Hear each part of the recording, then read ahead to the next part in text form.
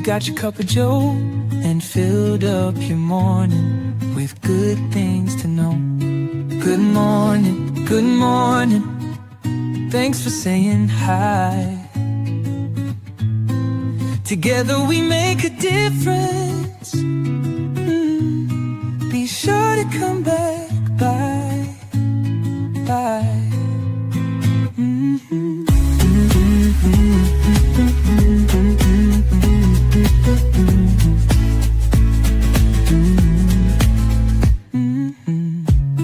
Good morning, good morning. Thanks for saying hi. Together we make a difference. Be sure to come back by.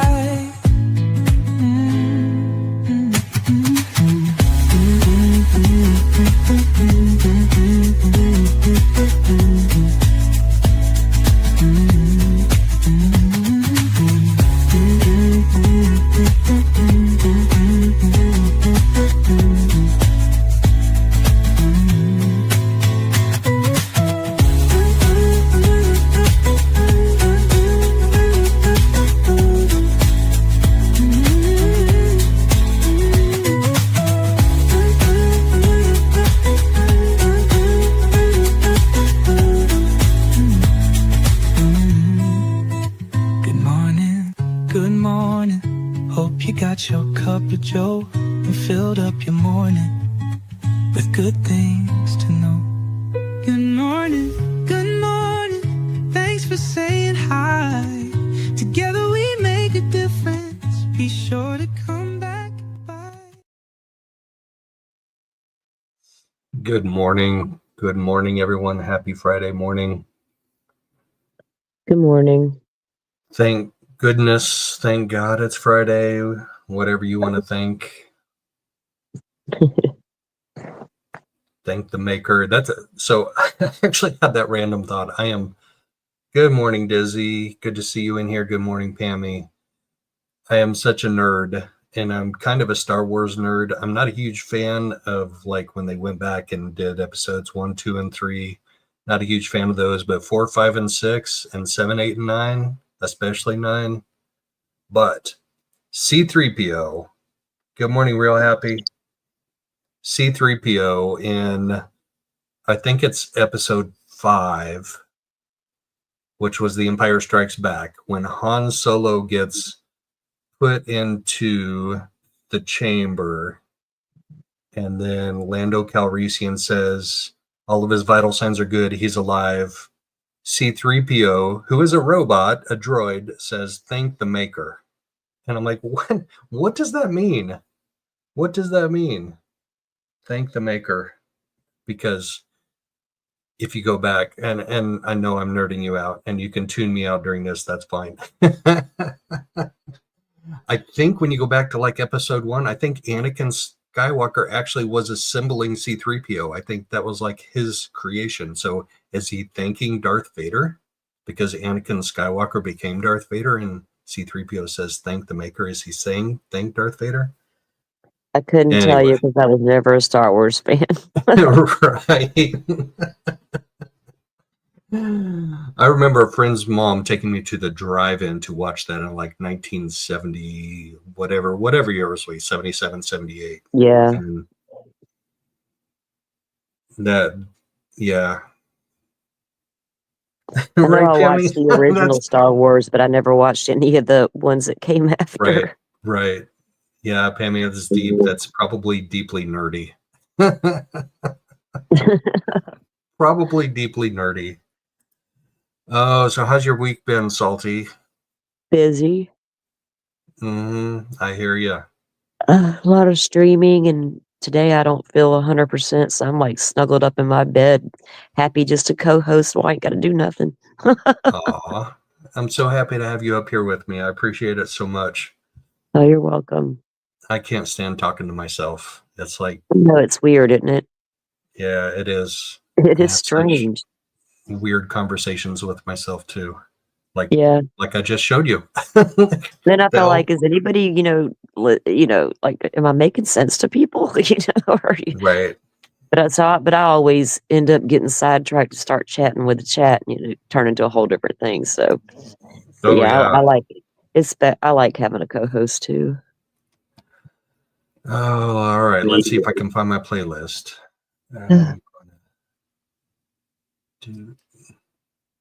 Minimize that, maximize that. Turn on this playlist here. Good morning, everyone. I'm on my phone, so I can't type back into chat, but I can read it. All right. Playlists. Find my playlist for episode 18. We are going to start with March Madness. And I know this also bores you, but my Purdue Boilermakers represented yesterday. They were a 4 seed and they took on a 13 seed High Point. Joe's weekly sports update. Yes, exactly. They were probably seeded a little bit high, in my opinion. I mean, they're 22-11, but they also did have 7 quad 1 wins. So it's debatable whether or not they were seeded too high, but they took on a feisty High Point team yesterday. And Trey Kaufman-Wren got in foul trouble, so backup center Will Berg had to show up, and he showed up. But there were 2 dunks that I want to show you that are just like freaking crazy. So I'll start at the beginning of this, but pay attention 30 seconds in to this. Miles Colvin is the son of former Purdue football player and New England Patriots linebacker Roosevelt Colvin. And he is super athletic. Like, this dunk that he has off of a rebound is crazy. And there are better angles to it. I couldn't find a better angle, so you just have to watch this. 30 seconds in. Go to Rhode Island, number 13 High Point Make it bigger. The Midwest. High Point riding a 14-game win streak, first tournament appearance in school history. Purdue last year's national runner-ups to you. Yes, Purdue's last year national runner-up. Me and my brothers went to Phoenix to watch the Final Four and the championship game where Purdue did get beat by UConn. Trying to snap a 3-game losing streak as that 4 seed. Braden Smith doing some work, hit 10 points in that first half. Late first half, it was the Smith and Kaufman-Wren. Watch this coming up right here. This is the dunk.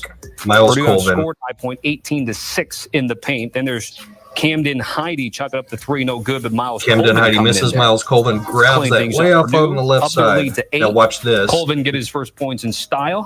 Camden Heide now. Boom. With the putback dunk. Anyway.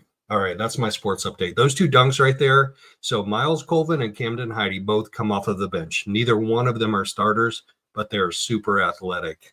And Camden Heide, the guy you see off to the right there, actually had a great putback dunk against UConn. It was like highlight reel stuff last year. But anyway, I got to represent my Boilermakers. I got to say, give them a shout out.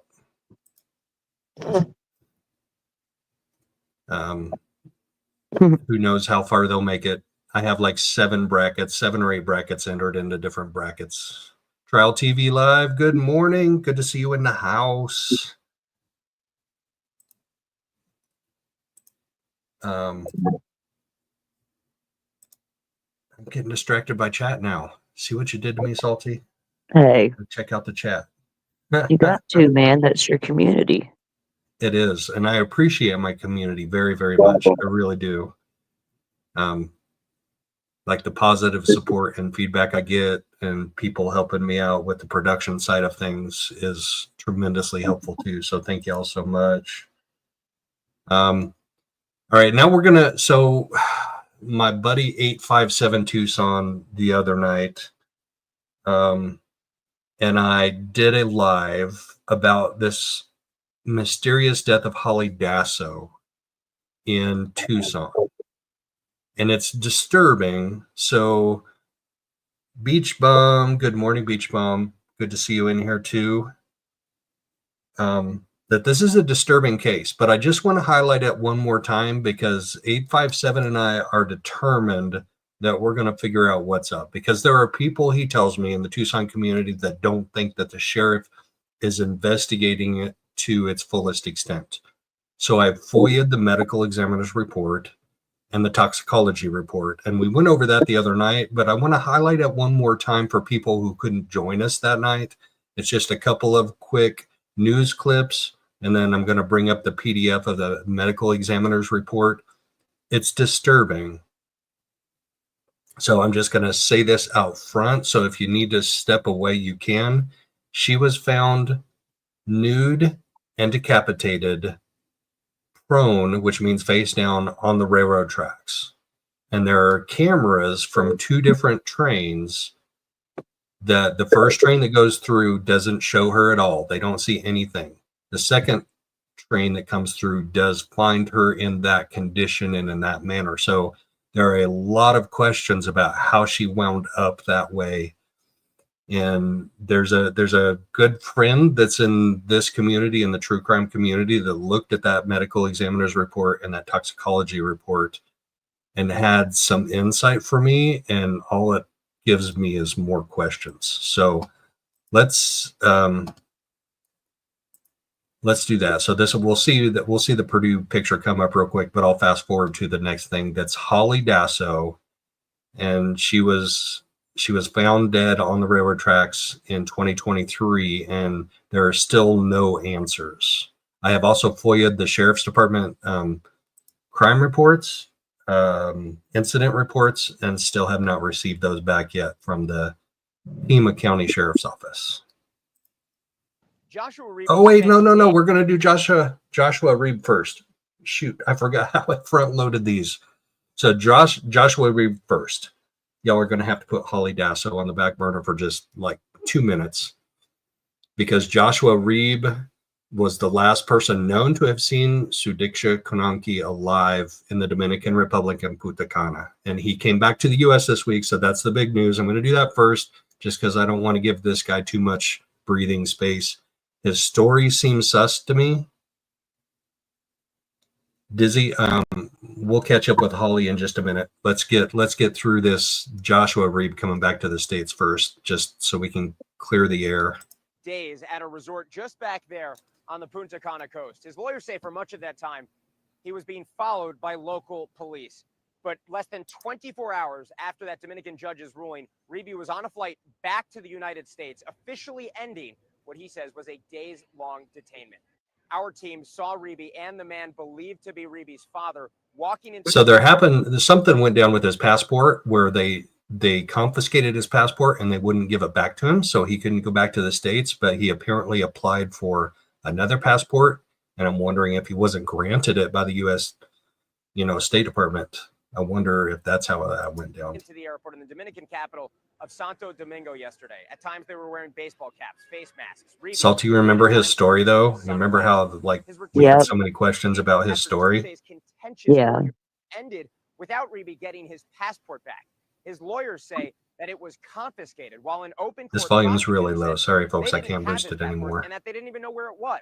And yet after the hearing, prosecutors offered to give the passport back to Reeb, according to Reeb's attorney. His departure from this country. Oh, so they did give it back to him. Okay. They gave him his passport back. While investigators repeatedly questioned him in connection with the disappearance of University of Pittsburgh student Sudiksha Konanki. All right, let's skip to the next video. The last person to see a missing college student from So we saw this last week. We watched this video last week, and he had some interesting story. That's been with 20-year-old University of Pittsburgh. So this is his story that Salty and I have questions about. He says he and a friend introduced themselves to Konanki and her girlfriends at a bar where the group drank pink tequila shots, then went to the beach in the early morning hours. He said 2 of Konanki's friends sat on beach chairs, but he says he and Konanki waded into the ocean, telling investigators, quote, "We were in waist-deep water, talking and kissing a little. Next," he said, "a big wave came and hit us both. And with the rising water, it swept us out to sea." Okay, that's a reasonable story to this point. But what we're going to see in a second is he claims that he was able to bring her back to shore, and he laid down in the chair and fell asleep, and she just walked off. That's what I have questions about. The investigator asking, "What happened next?" As soon as we were able to surface, we tried to call for help, but there was no one there, said the young man. Reeb says he then used his lifeguard training to get them both back to shore, adding, I swallowed a lot of water. I could have lost consciousness several times. When I finally reached the ground on the beach, I pulled her in front of me. She wasn't out of the water as it was up to our knees. She was walking at an angle in the water. The last time I saw her, I asked if she was okay. I didn't hear her answer because I started vomiting all the seawater I'd swallowed. Reeb told investigators. So he swallowed a bunch of seawater, but she didn't. He got sick and then passed out on a beach chair, but she didn't. She just walked away. After becoming ill, he looked around, didn't see Konanke, and assumed she'd left the beach. He fell asleep there and didn't return to his room until 9:30 that morning. The investigator asking, how did you find out the girl disappeared? The witness replied, my friend asked me if I knew where the girl was. I told him I thought she'd gone to her room, and he told me she never returned. On the advice of his attorney, Reeb declined to answer a number of questions, including what he thought about Konanke's disappearance. Well, just because you decline to answer questions doesn't make you guilty, but his story up to declining to answer questions is really interesting to me. I have a lot of questions. I have a lot of questions about his story. All right, we'll keep going. We don't need to waste too much air on this guy. I mean, he doesn't seem like a Jordan Vandersloot to me, but his story has some points in it that are not believable. And now let's go to our top story for you as the family of missing University of Pittsburgh student Sudiksha Konanke is asking that she be declared dead. A judge has ordered the release of the man believed to be the last person to see her alive. Take a look at this scene. This is Tuesday. Joshua Ribe appeared in a Dominican courtroom where the judge ruled that the 22-year-old has cooperated with authorities in everything that has been asked of him, while adding that he is a witness and he cannot be detained. Sudiksha's parents. So he's been declared a witness and not a suspect. Well, they've got nothing to charge him with. They can't arrest him without some kind of proof to back it up. Probable cause, you know. Yep. I mean, his story is super sketch, but if they don't even have her and no evidence, you know, there's nothing they can really do at this point except keep investigating and trying to get stuff. Good morning, Star Hunter. Good to see you in chat. We're just going through some interesting cases, tragic cases. Like this, a beautiful young college student, and she's probably gone forever. And do we know? Will we ever find out? Maybe not. I got 3 local girls here. We don't know where they are to this day, and it's been 30 years for one of them. Oh, my word. Yeah, 12 for another one, and 22 for the other one. Jeez.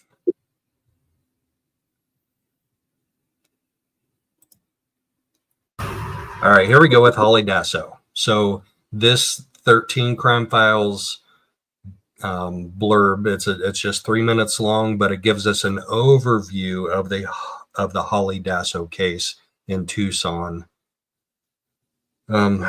So we'll work through these videos, and then we'll also work through the ME report and then the Tox report. And the ME friend that I have gave me some insight into the Tox report. So I don't know that we really focused on that as much as we could have the other night when I had my buddy 857 Tucson on here with me. A heartbreaking loss for a Tucson family and a puzzle for detectives, with many pieces still missing. In this week's 13 Crime Files, we highlight the suspicious death of Hollie Dasso and hear from her family about what kind of person they say the world has lost.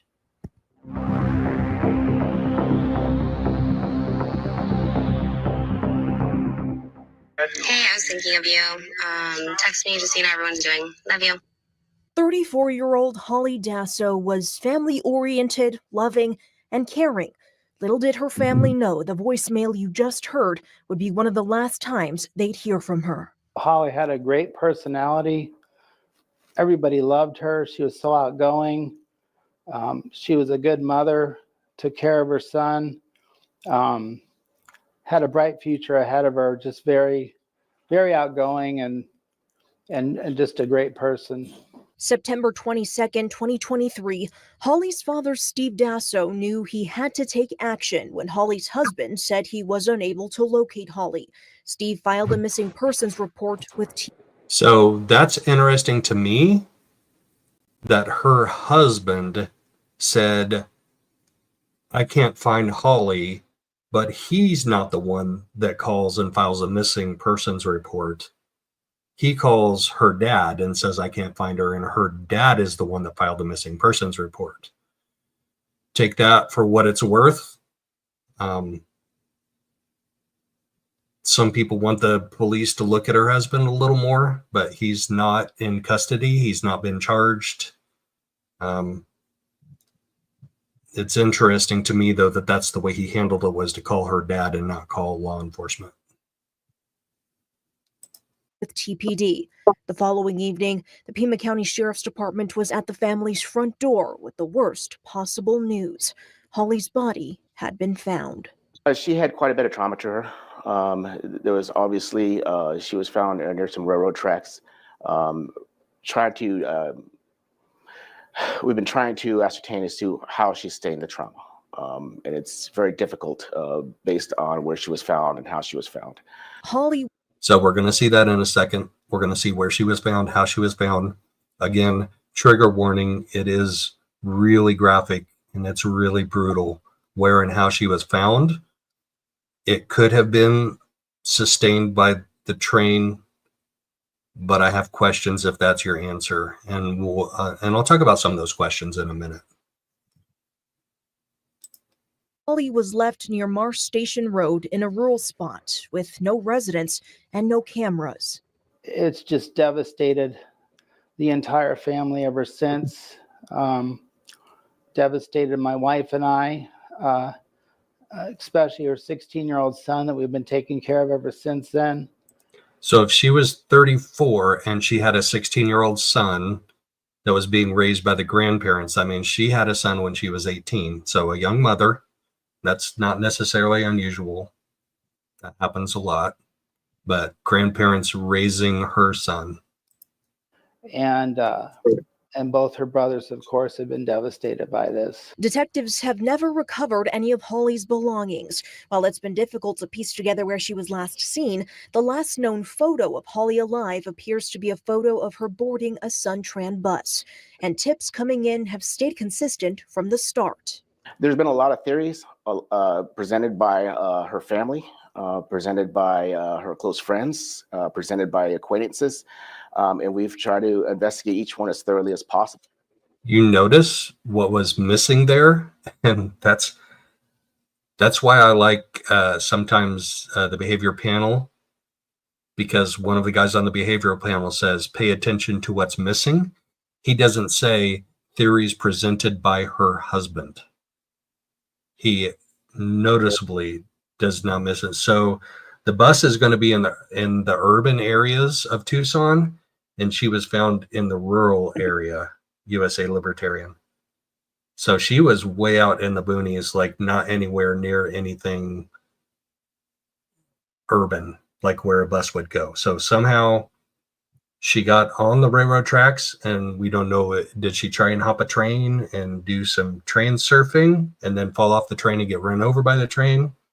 But I have questions about that theory. And that was a theory proposed to me by the Emmy friend. But her tox report is also significant.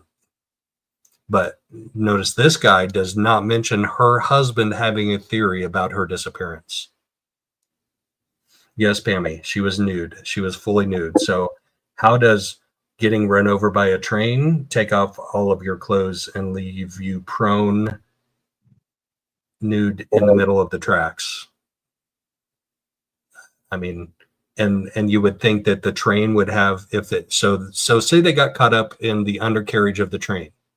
Wouldn't the train still have that there? Wouldn't they be spread out along the tracks, as the train was coming to a stop? Off to the side of the tracks, like he just said like 30 seconds ago. Carolina, welcome in. Good morning. This is a tough case. Trigger warning. He just said like 30 seconds ago, a minute ago, none of her belongings were recovered. So how does that happen? Like belongings, does that also include her clothes? You know, does she have a backpack? Does she have a purse? I mean, I have questions. Possible. Some of them we've been able to vet out, and some of them we're continuing with.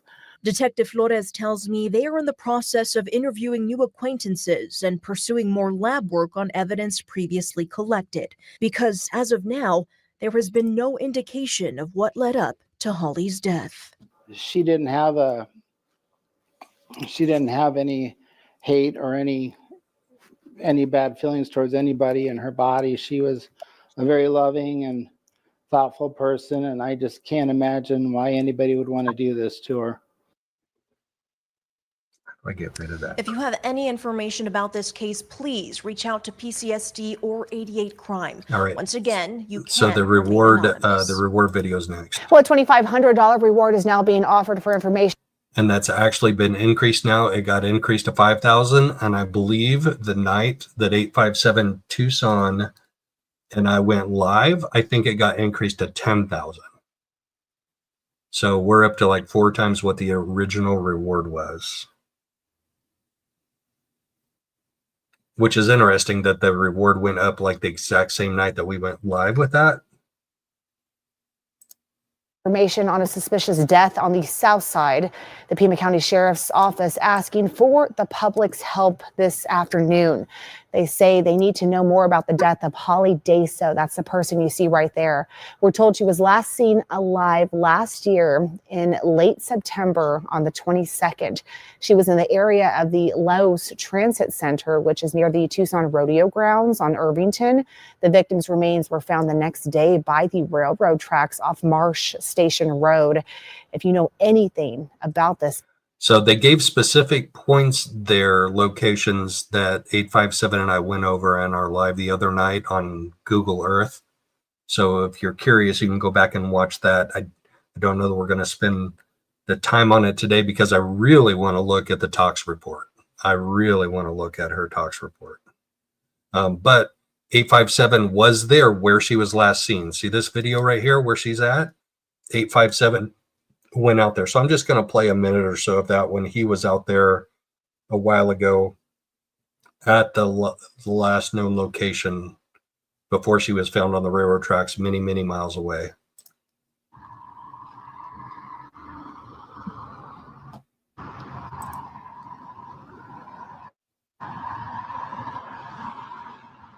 That's where that video is from that we just saw. Give everyone 1 minute to come in.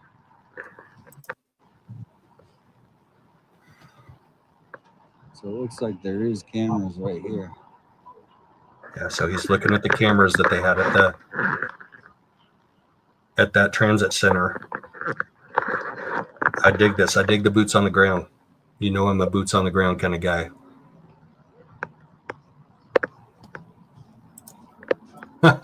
857, good timing. There it is right good there. timing. I'm playing your video right now.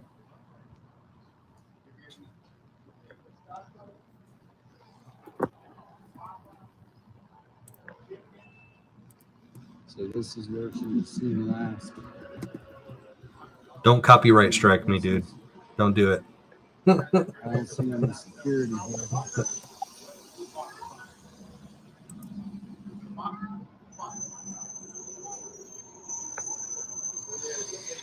So this is during the day. I think that photo we saw was at night. So it'll be interesting how different this place would be at night. Was free. I'm going to fast forward a little bit.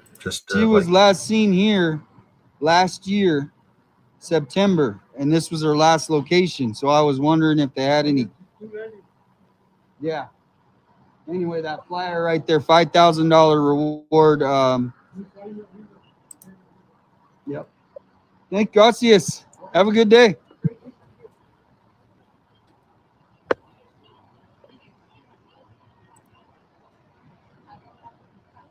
$857. I'm absolutely down for that.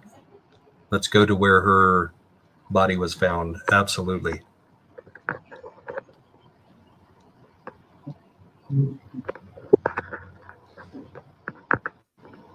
Oh, I got to back up 1 second because that bus that said call Rafi. Thank gracias. Have a good That's day. That's like an Arizona thing. Call Rafi. He's got like billboards everywhere. I think he's like an accident attorney, maybe like a personal injury attorney. He's got billboards and stuff on the side of buses everywhere. Yeah. Yeah. I mean, I look right here. 1, 2. Yeah, there's 4 on the corners of these, and then there's 1 on every pay, except for like this one, because it has so many around it. But yeah. Okay. And then that picture was because there was another picture. So this guy looks like a security officer. Yeah. He doesn't look like necessarily law enforcement, but it's hard to tell from the uniform. She was on bus 18, and she was getting off the bus, and that's when she got killed. They said she got kidnapped. Okay, because there has nothing been released. Yeah, that's what I'm saying. On the last one, it was like that one. No, I have a page where we're bringing kind of some, because it's just been silent. Yeah. So we're bringing some awareness to it. Yeah. 857 Tucson is my page on YouTube and Did 857 Tucson, did that's he the just first say time that we've seen something that. on one of those? Yeah, he's a security officer. He's not law enforcement. 857, hold on. 857, did he just say that one of those blurbs said that she was kidnapped? Because like you told him right back to that, there's nothing been released to that regards. That would be interesting if one of those flyers said that. Info. It told you like everything that's on here, and then it told you that she got kidnapped over on right there by the railroad tracks off East Marshall Road. Yeah, that's where she was found. Yeah. And so, but I never heard the part about kidnapped. They just said she was last seen getting on a bus. So you said she got off a bus here. Yeah, she was. The picture was her like walking off the bus. And then, Oh, wow. Okay. The picture was her walking off the bus. Interesting. right after that, that's when they lost her. So, Like, but they what never about seen it. there should be footage though, because you have footage on it like every day. Well, it right? wasn't here that she got lost. That's what we're saying. She got onto the bus, and Uh-huh. then she went out to the city, and then got off the bus, and then that's when she. And that's the clues I'm trying to find is what. Ooh, this is good information right here. We need these clues. She got on the bus, went to the city, and got off the bus. I'm gonna have to 857. I'm gonna have to watch your video in more detail later, so I can pick out what this dude is telling, so we can follow the clues. Every day, Well, it right? wasn't here that she got lost. That's what we're saying. She got onto the bus, and Uh-huh. then she went out to the city, and then got off the bus, and then that's when she. And that's the clues I'm trying to find is what. How do we? She find, got they never on the bus, released went what off to the bus city, she and then got on. off right the here, bus. it goes to how many different routes. I want to know what that How means. many, like 10? Yeah. 10 different routes or 15? So the whole point I'm doing this is she's a very young girl, kids, family. You know, I Well, see we a should lot of have people- access to that video. Yeah. We should Yeah, have if you go to my access to page, the 857 public Tucson, transit we're doing a video little from the story sheriff's to office. help bring some. I mean, this isn't Because Delta, I think Indiana. there's someone walking around, not here at this place, in Tucson that knows something. And so anyway, what was your name? Drake. That's a cool name. Damien. 857 Tucson. So yeah, if you follow along, yeah, thanks for sharing your. All right, good work, dude. That is good boots on the ground work. Like, for real. That's good stuff.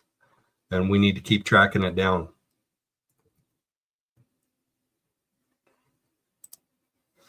We're on the case. We're on the case. Me and 857 are on the case. All right, so we're going to keep working on that, and we'll keep you guys updated on that. That's like some of these missing person cases have clues. Oh, I was going to share the ME report and the Tox report. That's gotta be what happens next. So we looked at that the other night, but like I said, I don't think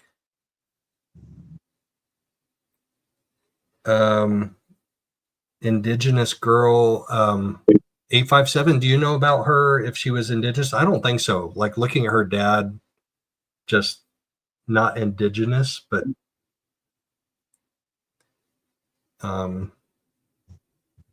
just mysteriously unalived and found on the railroad tracks nude. We're gonna see that now. So we kind of looked at it the other night. We went through the ME report.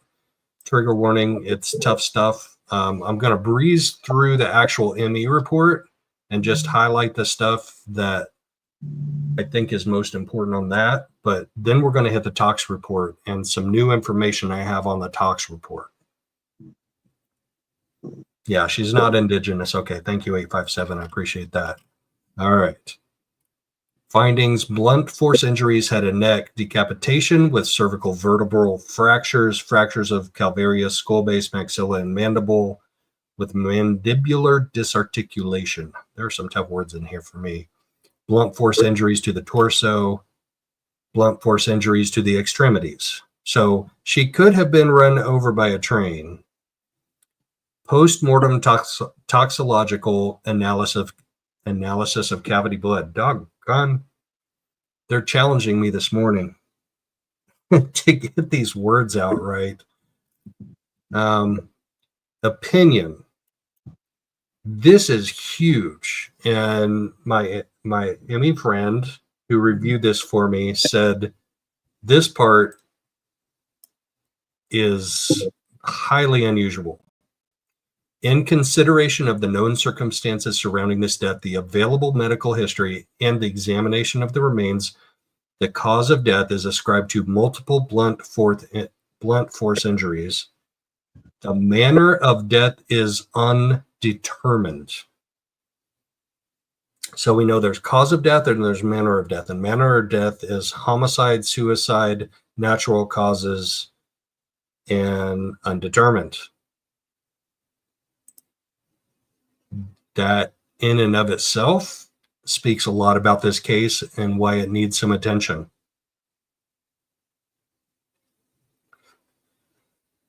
Ah, 857, that's, yeah, we need to track down those receipts, and we need to present those receipts if that's the case. If her husband had anything to do with this, we need to find those receipts. That's like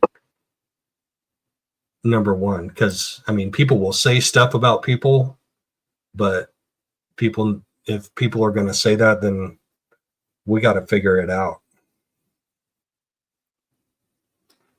And the tough thing about that is if he was mixed up with bad people and owed people some money, like who in that crowd that he owed many people, in that crowd of people that he owed money to, who in that crowd is going to talk? Probably nobody. Yeah, right, Pammy? That's a question I have too. Very good question. Very good question. All right. Time of death, 16-12 hours. Oh, that's 4:12 in the afternoon. That's not in the middle of the night. Date of death, September 23rd. Time of death, 16-12 hours. That's 4:12 in the afternoon. At 4:12 in the afternoon in September in Arizona, it's bright daylight out. It's not in the middle of the night. I kind of got the impression from that wanted poster where she's shown kind of in that black and white photo that it looked like it was at night. But the ME says it was 16-12 hours, 4 o'clock in the afternoon.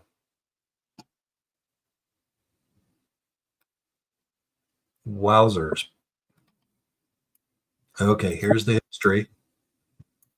This 34-year-old female was found nude and decapitated, lying prone on railroad tracks, approximately 600 meters away from the nearest paved roadway.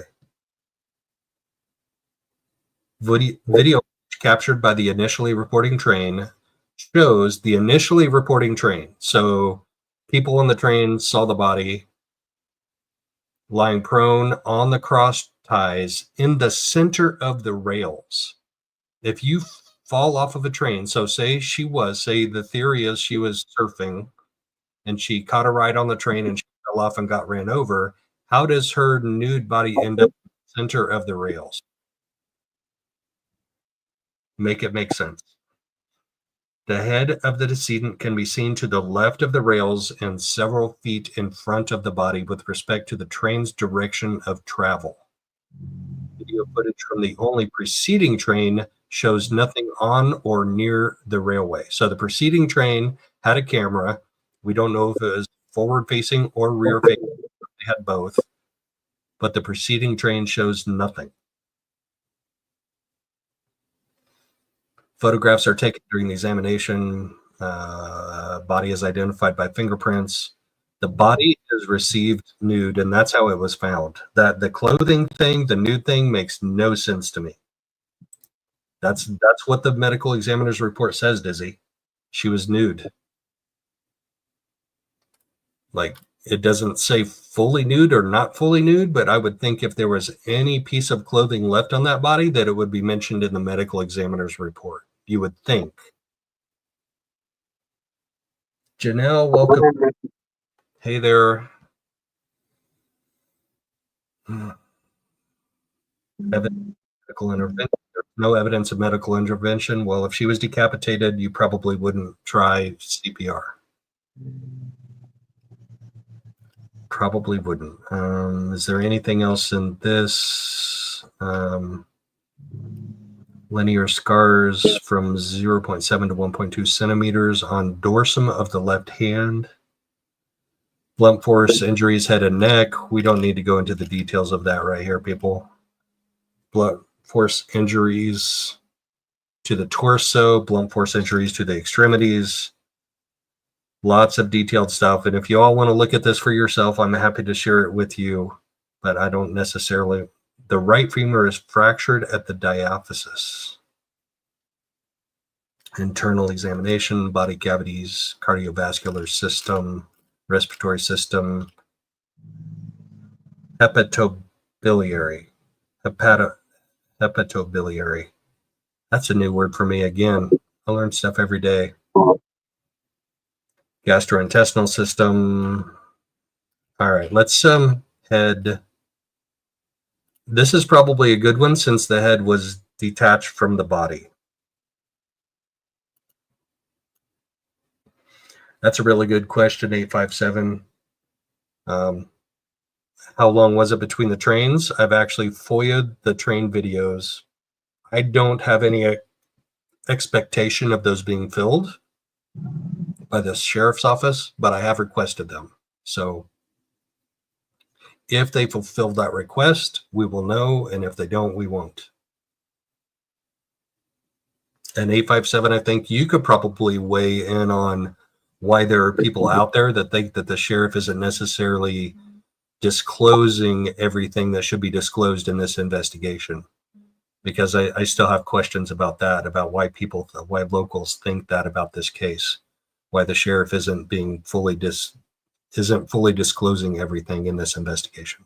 Anyway, the head was not attached to the body when it was found, so that's probably something we should look at. The skull is of normal thickness, brain waves, whatever. The dura mater and falx are not adherent. The opaque cerebral hemispheres,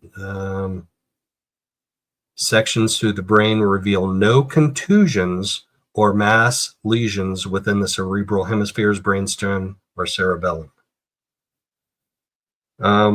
It doesn't talk about, so the person that I sent this to, the medical examiner friend that I sent this to, said that if she was decapitated by anything other than the train, then there should be like tool marks on her neck with whatever tool. I mean, unless you have like a guillotine, there's going to be some type of something that you use to take the head off that would show up as tool marks on her neck. How many trigger warnings do I need to give on this? This is gruesome. It's disturbing. And the fact that we don't have any answers yet, and the cause of death or the manner of death is undetermined. The manner of death is undetermined at the time of the examination. Evidence, radiographs, histology, toxicology. All right. That's enough for that.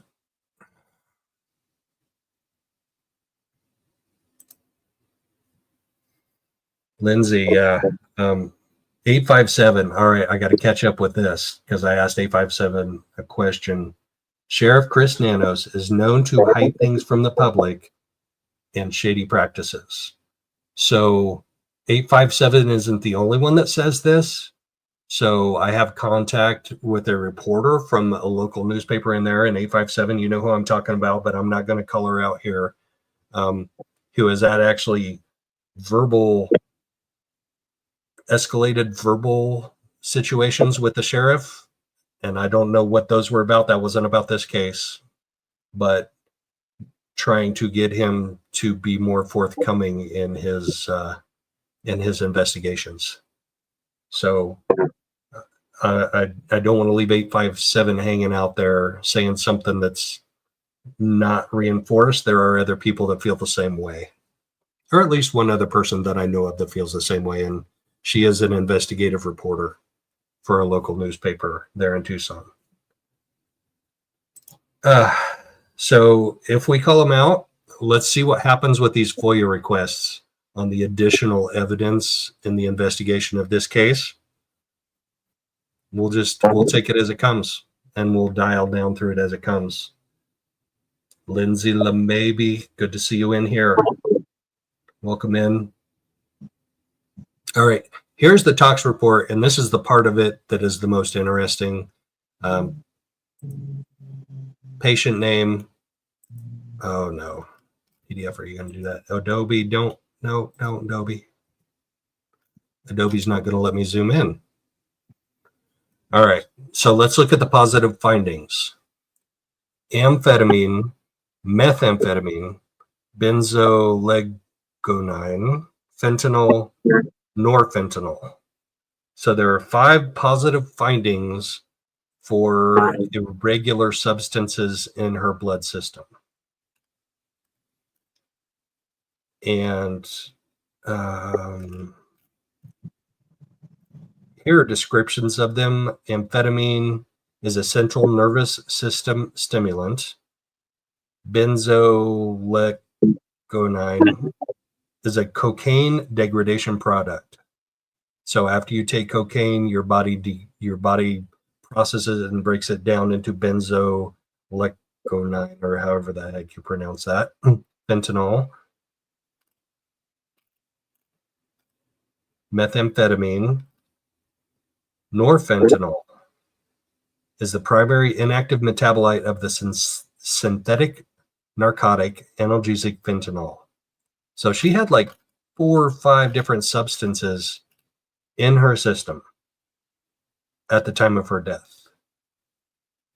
And the medical examiner that reviewed this for me said that concoction, like that mixture of stuff in her blood, would render her incapacitated.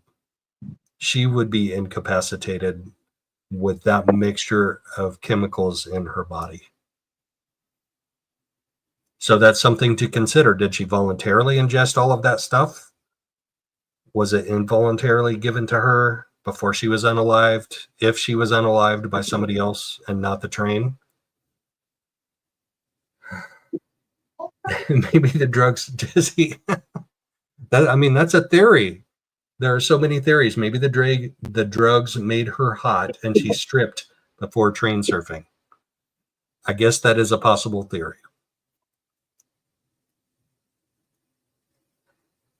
Sinead, I won't tell anybody you're in here. Shh. Nobody tell the teacher that Sinead's in here now. MDMA does that. MDMA does what, Dizzy? Strips down and goes train surfing naked?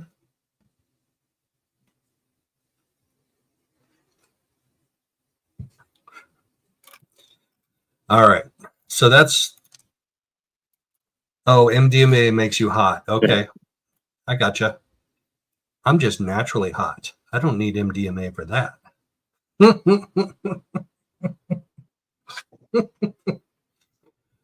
Oh, geez. I crack myself up more than I should sometimes. Y'all don't find me as funny as I find myself. I guarantee that. All right. So that's the Hollie Dasso recap. Since not everybody could catch the live, with me in 857 the other night. It is on my live stream playlists. It's there for y'all to catch up with a little more details. We went to Google Earth to show some of the points of interest in this case, but we will have more. We will investigate further because not everybody is satisfied with the job that the sheriff is doing in investigating this. Yeah, 857 tire tracks are always good evidence, right? That's one of my favorite things is tire track evidence near the train. But the soil and the rocks in Arizona do not lend themselves necessarily always to really clear tire track impressions. But the sheriff should be investigating them and making casts of them or taking photos, right? Oh, Sinead, thank you. Yes, I'm a hot thing. Some people would call that a hot mess.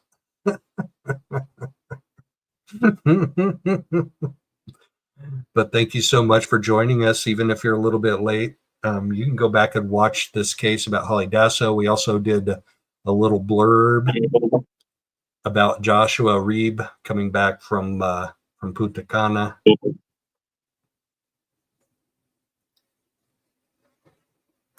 I appreciate that very much. Thank you, Sinead. All right. Hot mess and all. Right now, we're done with the Hollie Dasso update.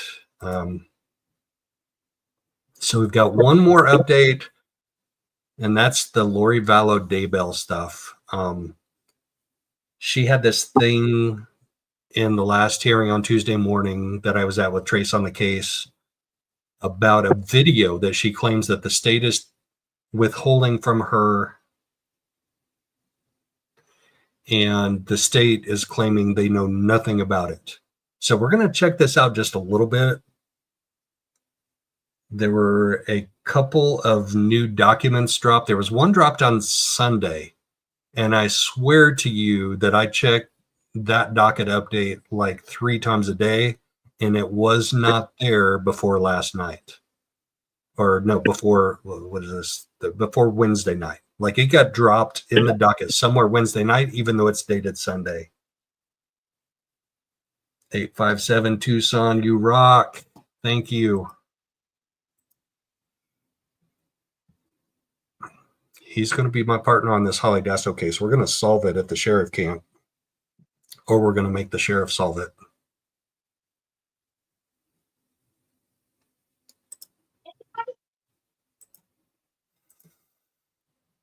All right, back to,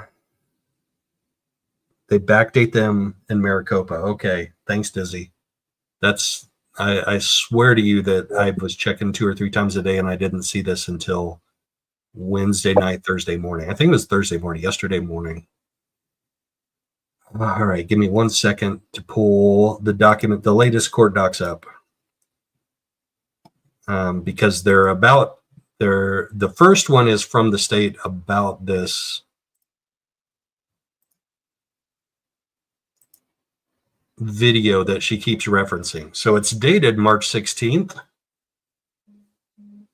6:16 p.m., but I didn't see it until yesterday morning, Thursday morning. This is from the state.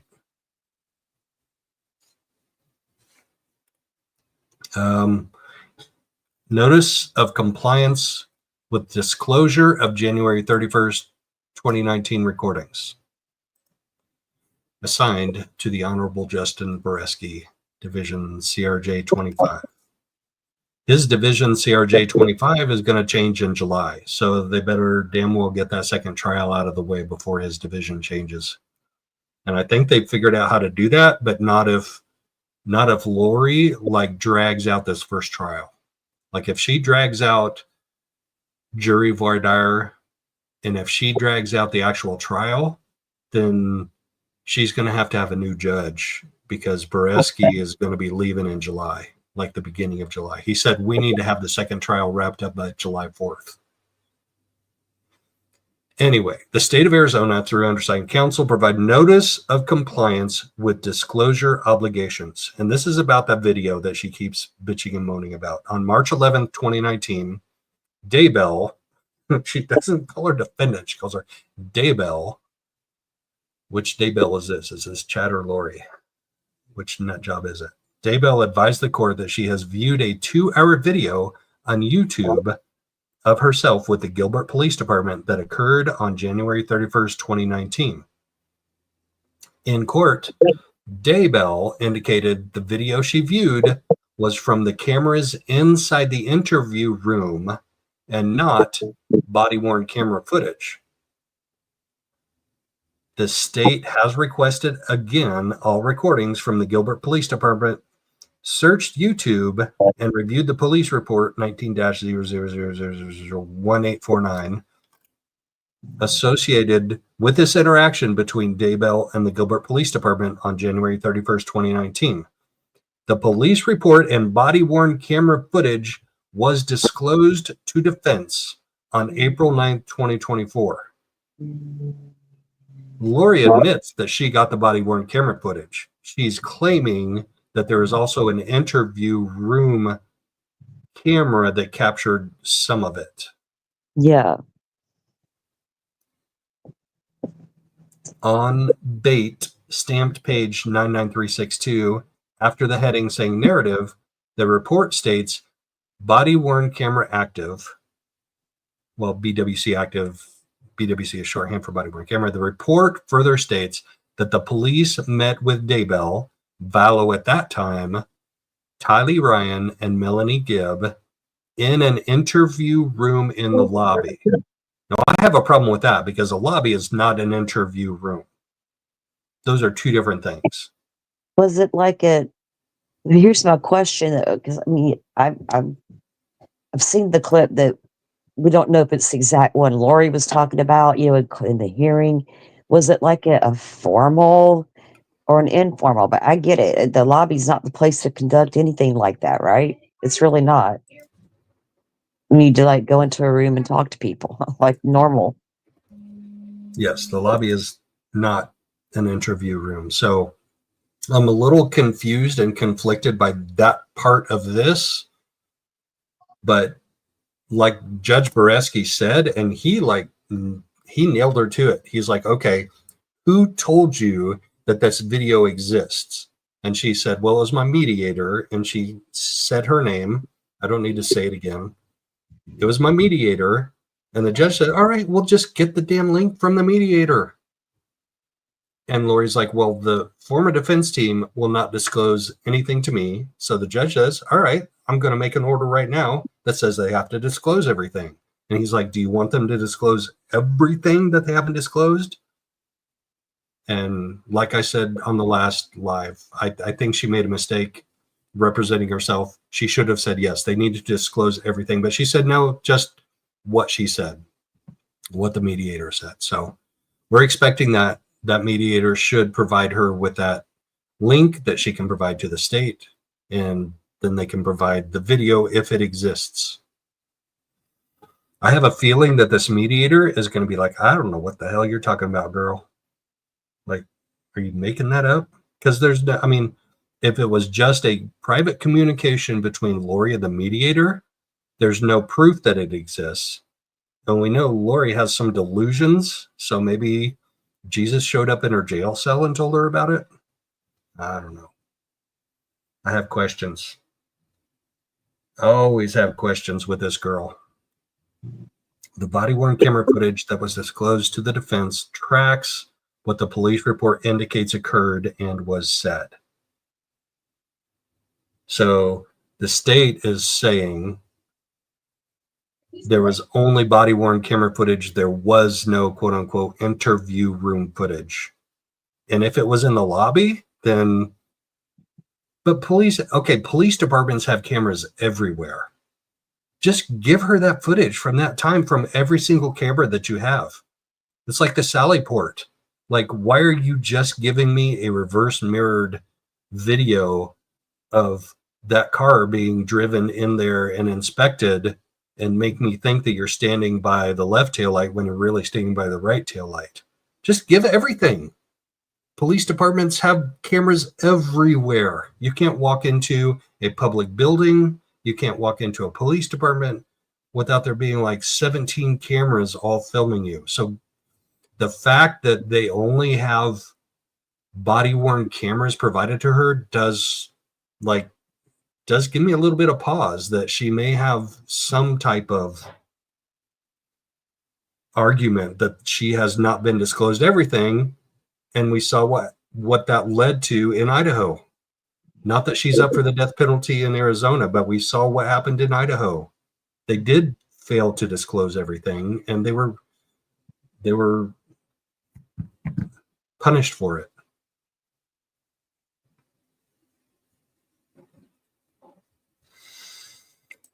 Yeah, Dizzy, if it's the Indiana State Police, I can believe that video may have been taped over now, but it is Arizona, so, and terabytes and terabytes and terabytes of data can be stored forever pretty much now. All right. So anyway, on Tuesday morning at the end of the proceeding, yeah, right, Cam? Yeah. At the end of the proceeding, Lori said, I have something to file. And it didn't show up on the docket until yesterday morning, too. So this is Lori's filing from Tuesday morning at the end of the session. This says 11:11:29 a.m. on Tuesday morning, 3/18. Motion to dismiss for violation of confidential communications and the Sixth Amendment. This should be interesting. Defendant Lori Daybell hereby requests that this court order dismissal of both cases and sanctions on the state, Maricopa County Attorney's Office and Maricopa County Sheriff's Office for violation of confidentiality and communications between a current. Oh no. Is she going to talk about that camera boom mic being on? Oh no. Okay. This is about text messages. Crap. I thought she was watching my channel for a second there when I was talking about that boom mic catching the whispered communications between attorneys. Oh. All right. Violation of confidentiality and communications between attorney-client privilege. USCA Constitutional Amendment 4, 5, 6, 8, 12, and 14 Federal Rules of Evidence, Rule 501.28 USCA Due Process Clause, Federal Rules of Evidence, Rule 502.20. Oh my gosh, she's like throwing the book at him. The state is in possession of attorney-client privileged text message communications of another state, which federal violations are upheld. That sentence makes no sense. The state is in possession of attorney-client privileged text message communications of another state. Okay, so that's in Idaho, right? But which federal violations are upheld? What are you saying, girl? What point are you trying to make? MCSO, so that's Maricopa County Sheriff's Office. Estrella Facility Administration illegally obtained and provided attorney-client privileged text message communications to Maricopa Attorney's Office.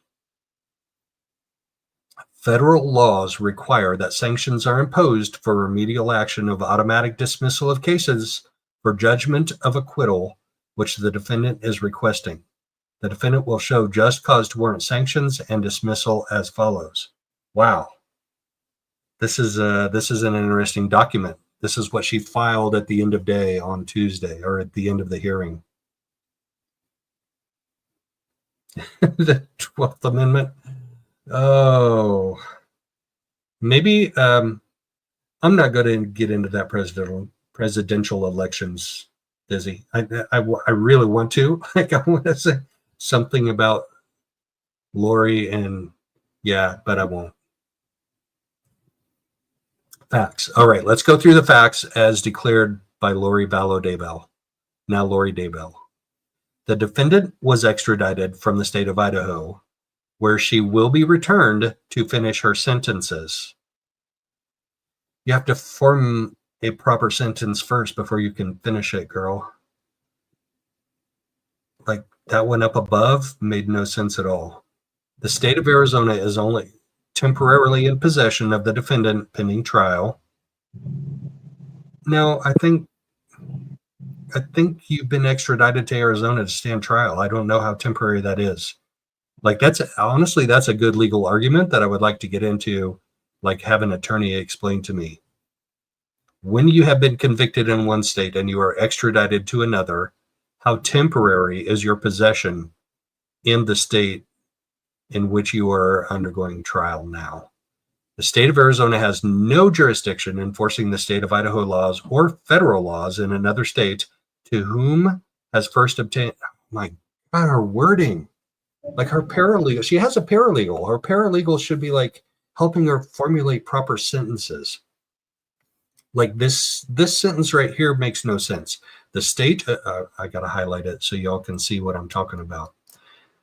The state of Arizona, she's claiming, has no jurisdiction enforcing the state of Idaho laws. Okay, that makes sense. Or federal laws in another state. Okay. To whom has first obtained? No, to whom has first obtained is not proper grammar. Like it's not even, like you don't even have to be a paralegal. To whom has first obtained and prosecuted the defendant. That's not a proper sentence in any way, shape, or form. And yet she's the smartest person in the room.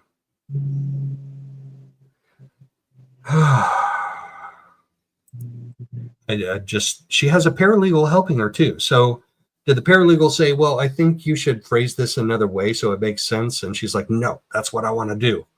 Or did she just tell the paralegal, okay, I want to say this, and the paralegal like wrote it down verbatim? Because at least it's not a handwritten filing right now, but her forming of sentences, verbs, prepositions, adjectives, like there's a way to do it, and this doesn't make sense. The state of Arizona has no jurisdiction enforcing the state of Idaho laws or federal laws. And they say, to whom has first obtained? To whom has, right there, guys. I can help you with that, Lori. I can help you. You just have to make eye contact with me in court. Like, just make eye contact with me, and I'll be like, I can help you write this properly. No more remote viewing. Thank you so much. That's awesome. I appreciate your generosity. But are you remote viewing today? I'm just kidding. I'm just kidding. That What? No more review. No more remote viewing. Dropped a $3 super chat or super sticker. Nice. Yes. $3 holla. $3. Thank you for that. All right. I'll try and not be too boring. No more remote viewing. But Lori just like, Did they? she just gets me going. I'm sorry. I wasn't even watching chat. I'm just sitting here, laying here, listening to you. Somebody say you were boring, or did you say that? I just said I'll try not to be boring. Oh, okay. Animate it, Joe. Animate it. Right. In case I doze off on you. If she can't even formulate a proper sentence, like what is she doing representing herself? And she has a paralegal. She has a paralegal and an investigator, and she has backup counsel. How can you not formulate a proper sentence? Federal laws in another state, to whom has first obtained? That's no. All right. Sorry. I'm off of that now. Okay. I got to move on, or I'm just going to like head spin, eye roll over that all day long. The state of Idaho upholds state and federal laws protecting attorney-client privilege, as well as confidentiality and communications. This includes text messages between the defendant and her appeals attorney in Idaho. Okay, so she's appealing in Idaho. And such violation, the state of Idaho upholds. This includes text messages and such violation. What violation? What violation? What was it? What again? Now read that last part again. The state of Idaho upholds state and federal laws protecting attorney-client privilege and confidentiality in communications. This includes text messages between the defendant and her appeals attorney in Idaho. Okay, fair enough. And such violation constitutes a breach of duty of both MCAO and MCSO. Such violation, what violation? You got to spell it out, girl. Like I'm with you. I'm with you saying the state can't violate attorney-client privilege, but tell me what violation? Since neither can employ Idaho laws in Arizona, therefore it is a violation. Okay, we're going to get a little bit more into it here. Therefore, it is a violation of the state of Idaho and federal laws listed above. Therefore, what is a violation? I thought we were going to get into it. Tell me what the violation is. The defendant is in the appeals process in Idaho. The illegally obtained text messages between, say this in the beginning. Like, don't tell us 4 paragraphs in. Dude, have you seen how many? Joe, you've sat there and watched us literally read 35 pages in Koberger filings. These people they paper the courts to death, right? With this nonsensical stuff. And it's like, get to the point already, just jump into it. I get it. I get where you're coming from. Yeah, I get it. So we got to read 35 pages to get to the one, finally get to the juicy stuff. It's like, ugh. The illegally obtained, text messages between Craig Durham, now we're finding out details, and the defendant are specific to quote-unquote work product and are federally protected in appeals court and federal court. Its contents include, but are not limited to, defense opinions, theories, and defense strategies.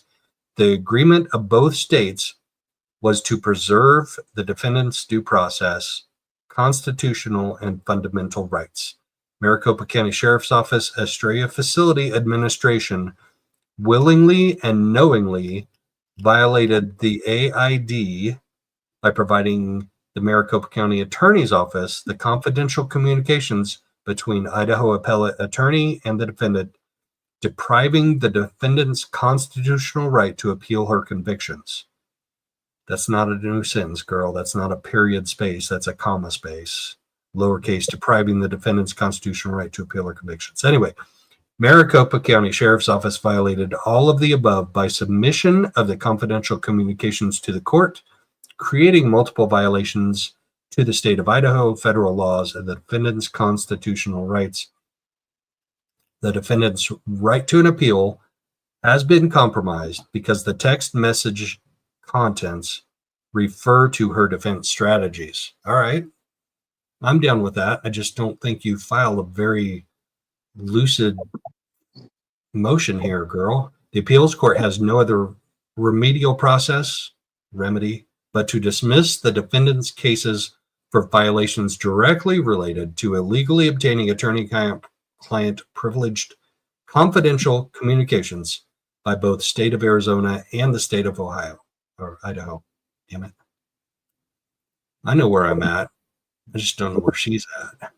I don't think any of us do. Wow, this is a 16-page document. She lives in Lori Land. Yes, she does. And she thinks everybody should live in Lori Land. I don't want to live in Lori Land. But if she would just make eye contact with me in court, then I could help her get these documents in proper order. Well, let her go. It makes her, because it shows you how messy her defense is going to be come trial. If she gets, but the paralegal, she's got a little team there to help her. They should correct her and be especially the paralegal. It's not like all these typos. When Dolphin was reading yesterday, these typos, all these things we kept running across. Man, these teams really need to start hiring extra people. What is a paralegal doing? She needs to be reading the filings and everybody. Yeah, I get it. People, there's a lot of grammar police out there and all that. I take it in stride because it's it's my thing. it's her thing too. I get This will it. But probably shock the hell out of you, but when I was in school, I would correct the teachers when they would make grammar errors on the chalkboard. yeah, I'm I'm not sure the, that I'm shocks the not, hell out of you. I probably piss you and Dolphin off so much. I mean, not irritate. Let me rephrase that. Irritate. Because I made excellent grades, right, in those courses, but as I'm just like, I'm not so much of a stickler about that stuff. Other things get me though, so I get it. I do get it.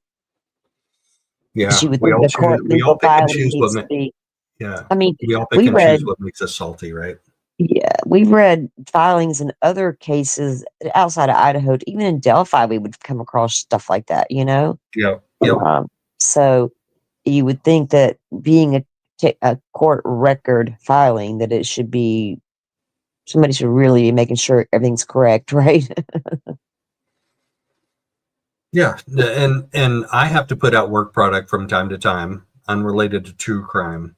And when I don't have another set of eyes go over it before I send it out, it's almost 100% guaranteed that I screwed something up, that I missed something. Like you always need another set of eyes on your stuff, or just let it go, let it rip, like her right here. Yeah, I mean, Like everybody thinks the judge isn't gonna deny it for grammar errors. exactly, you know, and like there, like I said, everybody has their pet peeves, and like that type of stuff really doesn't bother me as like that. But there's other things that do. So I get it. I get it though. All right. We can't help Evidence what bothers obtained. us and what don't. You know. Right. Right. Evidence obtained through intercepting messages. Intercepting messages. That's an interesting phrase by a government agency. Okay, she's just talking generically here. Any government agency: Maricopa County Sheriff's Office, Maricopa County Attorney's Office, State of Idaho. Evidence obtained through intercepting messages by a government agency are inadmissible because the mode of obtaining them, the mode of obtaining them is unethical. She didn't say them. I had to put that in there for her. The rules of evidence in criminal cases in courts of the U.S. sitting there. The rules of evidence in criminal cases in courts of the U.S. sitting there consequently. What does that mean? Like there are people who have been following her for a while and are close to the family that think that she maybe had a stroke of some kind. And other people say, no, that's just her Botox wearing off. Yeah. But these Lori's starting phrases to in age. here, I mean, yeah, but you got to remember, she's still not an attorney. She's still not the smartest person in the room, like she thought. Prison will age you quick. You know, she's aging, but that's. I don't know if she's had a stroke. I don't see it. Now, I could be dead wrong. I don't know her like that. I don't know her medical. yeah, I just don't think. yeah, I know. I was an EMT firefighter, and when people have a stroke, like I think it's a little more obvious than this. Yes. I've been around people. I mean, I know people who have had strokes. You know, it's different for everybody. Like for real. My neighbor down there, you wouldn't even know he had a stroke, right? And there's some people that you can absolutely tell. So it just depends, you know. But I'm not gonna give her that grace to say she's had a medical episode. I'm just saying Lori's not as smart as she thinks she is. Yeah, she's about as smart as I think she is, but I'm still surprised by these. Like it's consistently like every paragraph she makes some type of a grammatical error. Like I'll make one every 7, 8, 9 paragraphs, but she's Man, got like you body language experts and grammar police probably have a real problem with this Southern girl sometimes. Ooh, I'm teasing you, Joe. I love you, but you know what I mean. Love you right back. The rules of evidence in criminal cases in courts of the U.S. sitting there consequently. What are those of common law? I can't make sense of this drivel. The common law rule states that Well, read it admissibility. out, and then maybe it'll make some sense a little bit. I've read it like 4 times. It's not going away. So it's like I'm never going to get there, Salty. I'm not there either, so I get it. I'm just like this. I'm just The common following law along with her goofy rule. ass. The common law rule states that admissibility of evidence is not affected by the illegality of means by which it was obtained. Well, that's the opposite of the argument she's trying to make. Every person who shall intercept, read, or in any manner intercept or delay the sending of a message shall be guilty. The 18th Amendment was not in terms empowered has not in terms empowered Congress to authorize anyone to violate the criminal laws of a state, citing Olmstead versus U.S. The state nor the Maricopa County Sheriff's Office have been granted authority to obtain the communication records or text messages. Yeah, so I think it's text messages, Dizzy, through judicial process, therefore violating Brady law. The federal laws prohibit both parties from attending. Yeah. We hear Brady violations being brought up in all kinds of different cases. I'm always making a joke about it. Not Brady, not Giglio, Giglio, whatever. It's kind of like when, you know what though? It's funny because when the Idaho 4 case first came out and people who didn't know stuff about stuff, people in the Facebook groups, instead of saying affidavit, it was coming out Alpha David.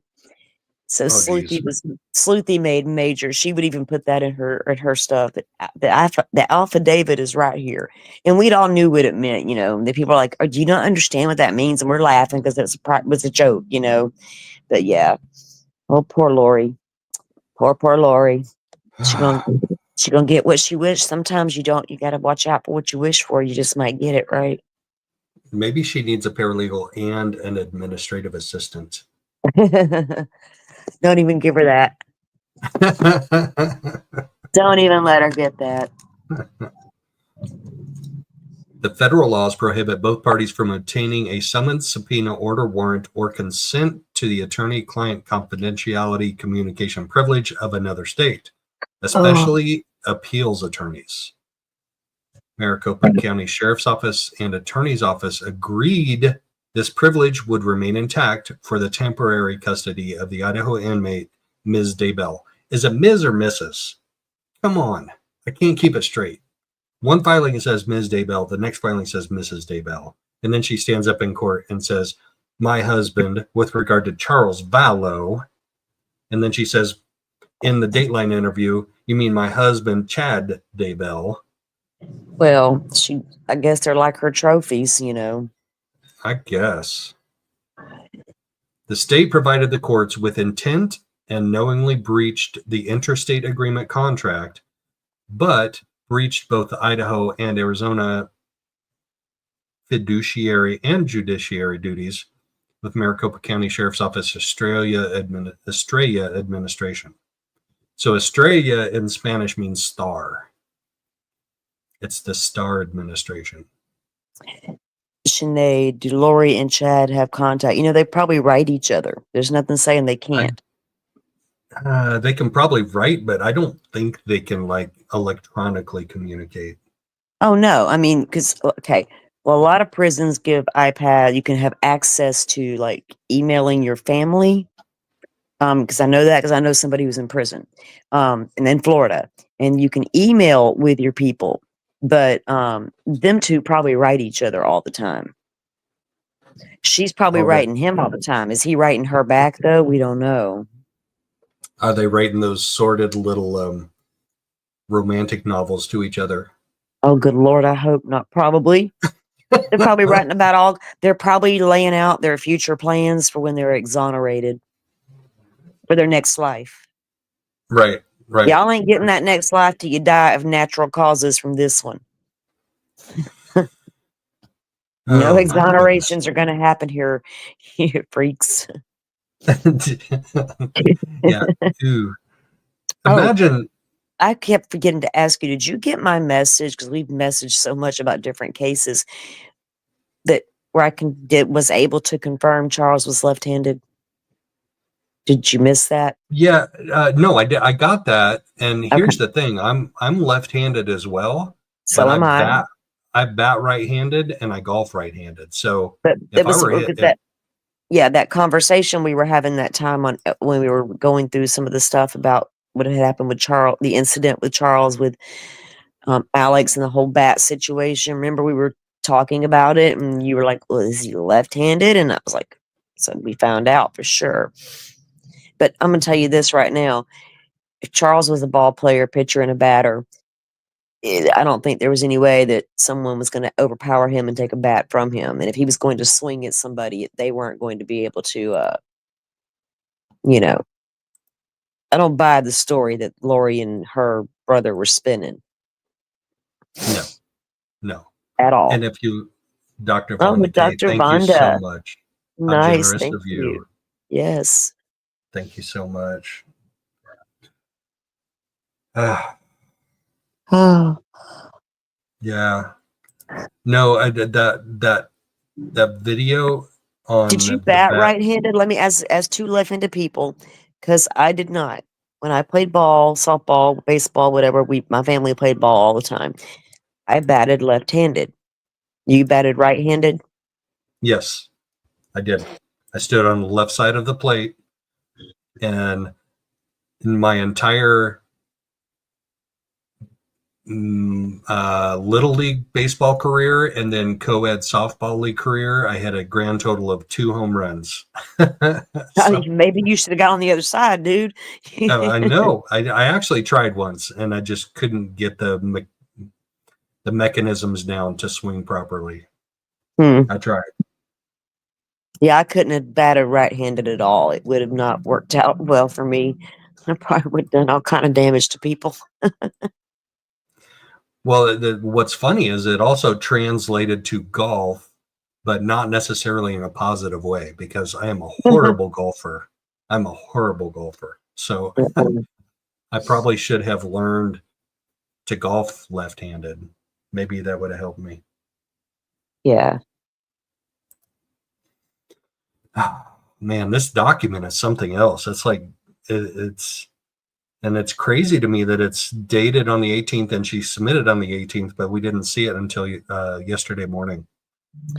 Well, that's look how that's not surprising to me though. Yeah, I mean, we see case summary in Idaho, there's 50 things waiting to be uploaded, and then like days later, here come all 50 at one time, and you're like, whoa, and it just, some courts, it takes a lot longer to get things in. I don't know why. Well, Maricopa County is one of the largest criminal counties in the country. So you gotta give it that, that it may take a minute. They got a lot of filings to get through. It's like in Ada County. In Latah County, with the Idaho case, the documents would be uploaded pretty much immediately. In Ada County, it's different. Larger county, much larger population of prison inmates or jail inmates, a lot of cases, takes longer to get the filings in.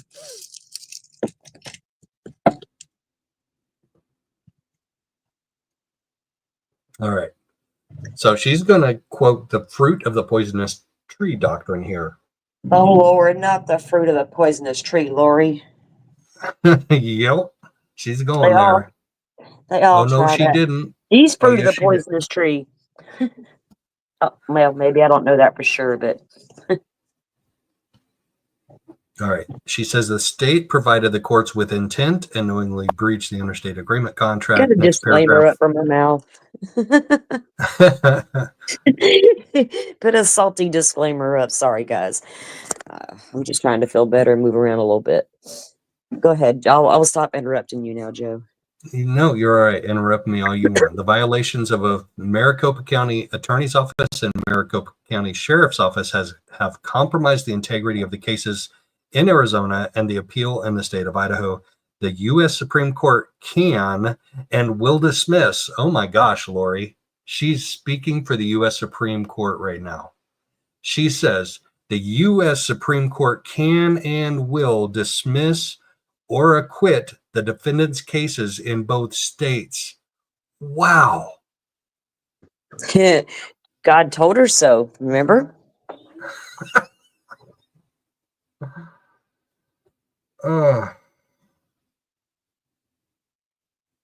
She's speaking for the U.S. Supreme Court in this filing. The U.S. Supreme Court can and will dismiss or acquit the defendant's cases in both states. That is nuts. Wow, she's a whole nother level. She is a whole nother level. The U.S. Supreme Court can hold both judiciary court systems in violation of abuse of discretion. Maricopa County Sheriff and Maricopa County Attorney continued to violate state and federal laws by illegally obtaining, creating fruit of the poisonous tree doctrine violation and Brady violations. The violations should be attached to the courts that allowed the above parties to submit the illegally obtained records, knowing the court never granted or awarded the state or the Maricopa County Sheriff's Office to obtain such records through an order, warrant, summons, subpoena, or consent. The court is aware that the breach is to federal laws and to the laws of Idaho protecting client-attorney communication and privilege by allowing the submission to occur.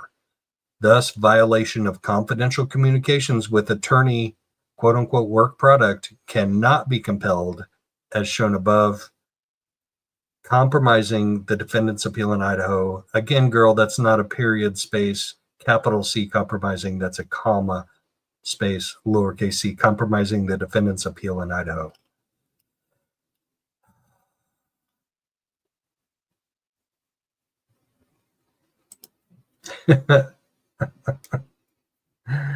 Trace on the case is in the house. Hey girl, what's up? Good to see you in here.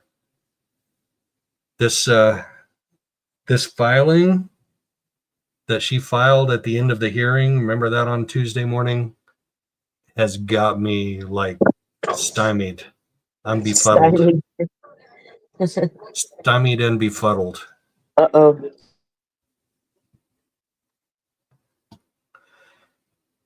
All right, line 25 from page. Holy shit, we're only on page 5.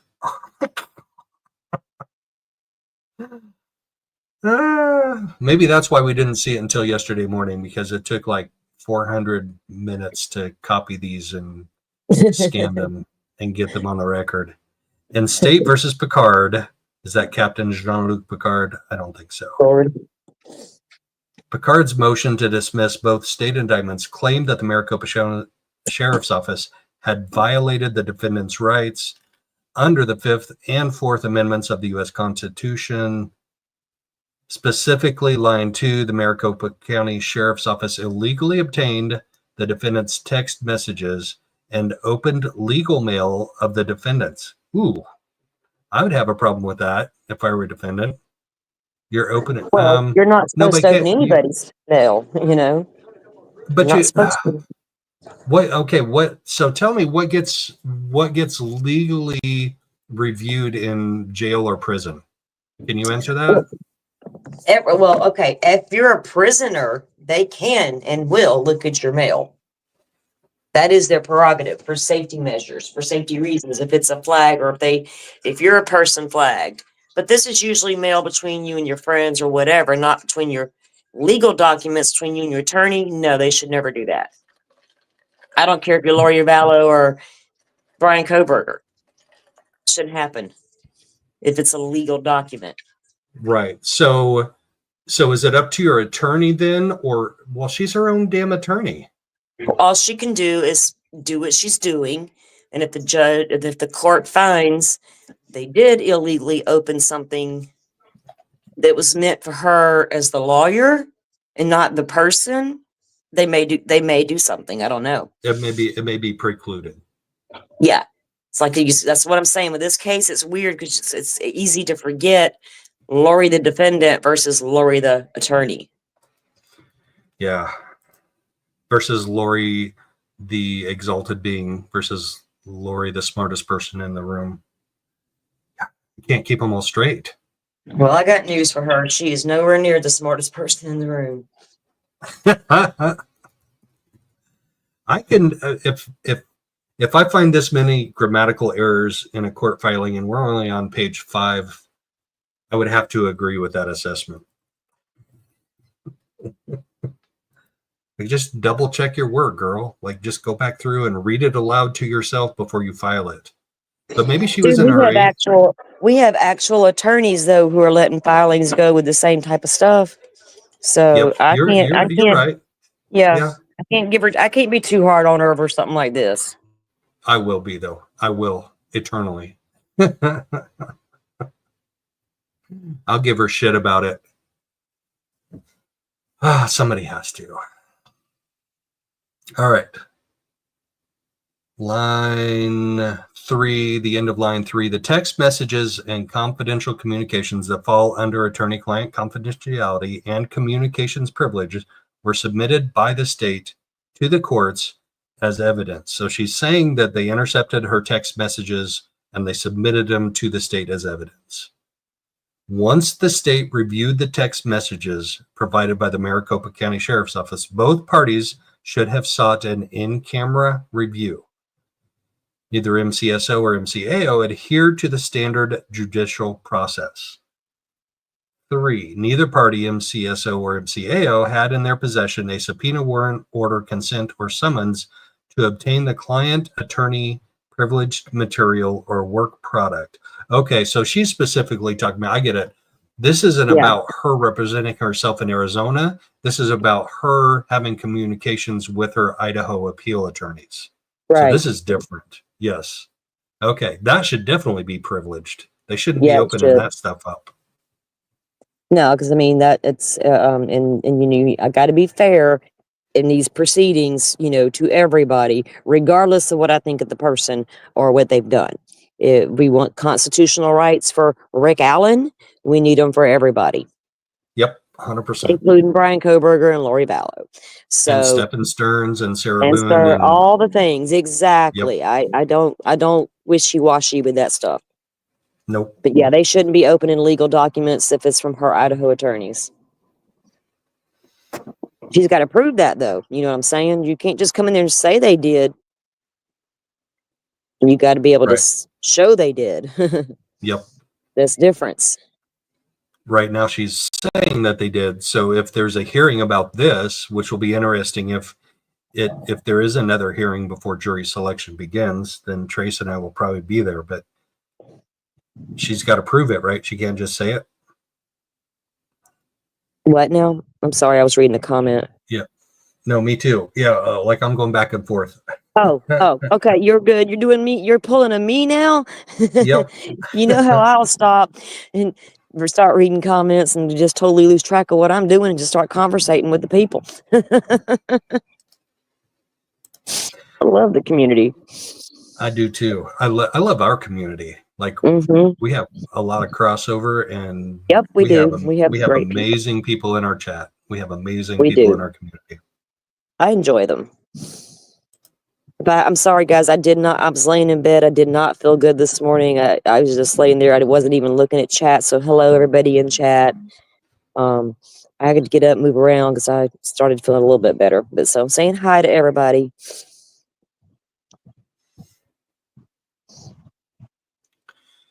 All right. So still on page 5. We're still on freaking page 5 of 16. This is what Dolphin told me. Like yesterday, when I was trying to get through it longer, she's like, just get through the document and then we'll discuss. You know, and I was like, all right, ma'am, hold on, because I kept going on these little tangents. But that's what we do. We can't help it when we read something ridiculous, right?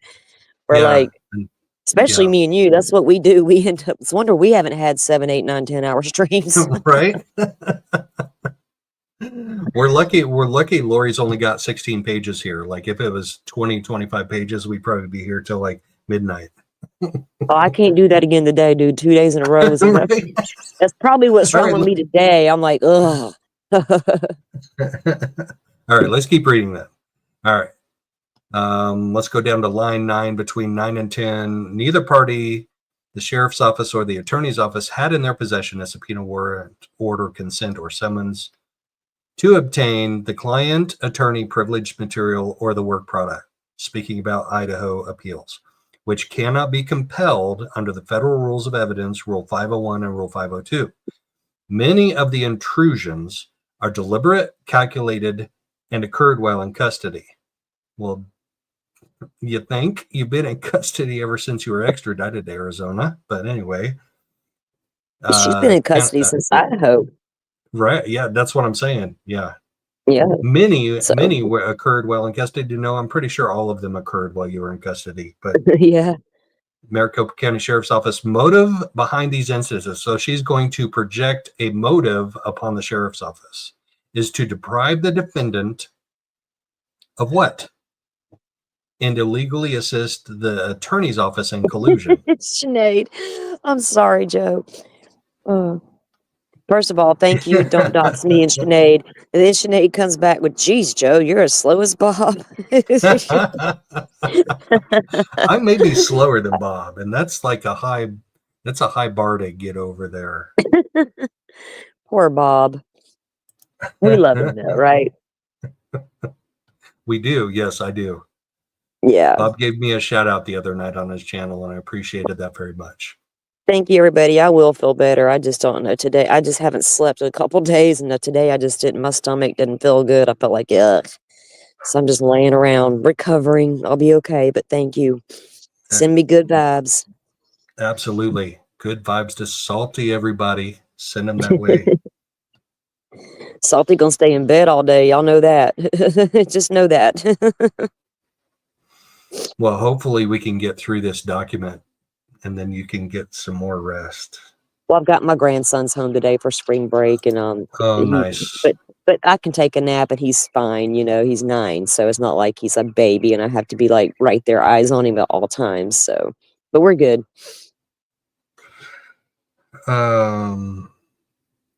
So she talks about Maricopa County Sheriff's Office motive to deprive the defendant. Deprive the defendant of what? You have to like say it there, girl. Like, I don't disagree with you. Like maybe the sheriff's office is colluding to deprive you of your rights, but say they are depriving you of your constitutional rights. But anyway. Yeah, Trace on the case. She didn't think she was guilty, remember? Because she stood up and said nobody was murdered there. Yeah, Jesus knows that no murders occurred, is what yeah, she we said. all know she's guilty of sin, but Lori's warped mind. She's not guilty of anything. Crazy lady. Their assumption was to mislead, misrepresent, and deceive the public. Line 17, the courts and the defendant at the Maricopa County Attorney's Office and Sheriff's Office complied with state and federal laws in seizure, overlooking the fact that both parties breached judiciary, fiduciary, state, and federal. God, the way that she's wording this, just like Dr. I can't Vonda wrap my mind around it. Dr. Vonda's right there with you, man. She's right there with you. Their assumption was to mislead, misrepresent, and deceive the public. Put a period there, girl, not a comma. The courts and the defendant. Okay, period there. The Maricopa County attorney and sheriff. You and Dolphin got me proofreading everything I do before I put it out on the internet. I'm serious. I'm like, these two are not going to come after me like that. I'm joking. Complied with the state and federal laws in seizure, overlooking the fact that both. God, this is a run-on sentence if there ever was one. But yeah, she's kind of a run-on brain, right? Like she has a run-on brain. Yeah. That, like, if you start. I wonder if they've done those MRIs like Koberger had done to see her brain is tiny. Oh. If you start at line 16, start at the end of line 16, people. If you want to go back and read this, I should post this in my chat. I promise that all the time, and I never deliver. Y'all go to his community tab and say, hey, Joe, remember you were going to drop this doc. Right. Yeah. Start in line 16, and it goes all the way down to line 21. Their assumption was to mislead, represent, and deceive the public, the courts, and the defendant that MCAO and MCSO complied with state and federal laws in seizure, overlooking the fact that both parties, MCAO and MCSO, Estrella Facility Administration, breached fiduciary, state and federal rules of laws. What the? She's been looking at some law. She's all up in that legal law library. You didn't hear that, right? What? Read it again? Good. No. I didn't. Who were you talking to? I didn't drop the F-bomb like under my breath. I didn't. I swear. If you didn't hear it, it didn't happen. Joe's better than I am, y'all, because y'all know I'll be dropping it. I don't mean to, but I can't help it. But I respect Joe's willingness to try not to. Dr. Von de Kay, I honestly, I think there is some mental decline of some kind. I don't know if it's necessarily related to a stroke, but I honestly think she may be having some mental decline. I really do. Look, let's be honest. I don't care what the court deemed her as. This lady's not right in the head.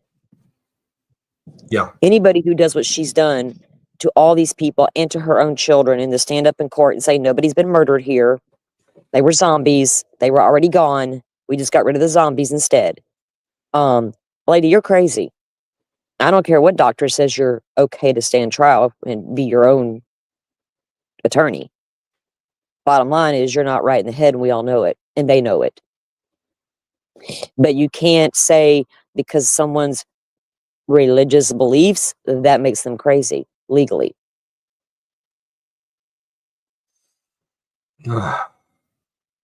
Two doctors found her competent to stand trial. I remember she went through a whole competency hearing in Idaho, and finally was two in Arizona, two. Yeah. They've tried to get this lady, legally labeled as crazy. If that's the wrong term, and I know it, but mentally unfit, whatever you want to call it. But when it comes down to it, can your religious beliefs be the basis of the only reason they find that? I don't think that's going to cut it. And we have to face the facts. These are her beliefs. Now, I'm not taking up for the lady because I think she's a wacko, but she believes the stuff she's saying about the religious aspects of all of this.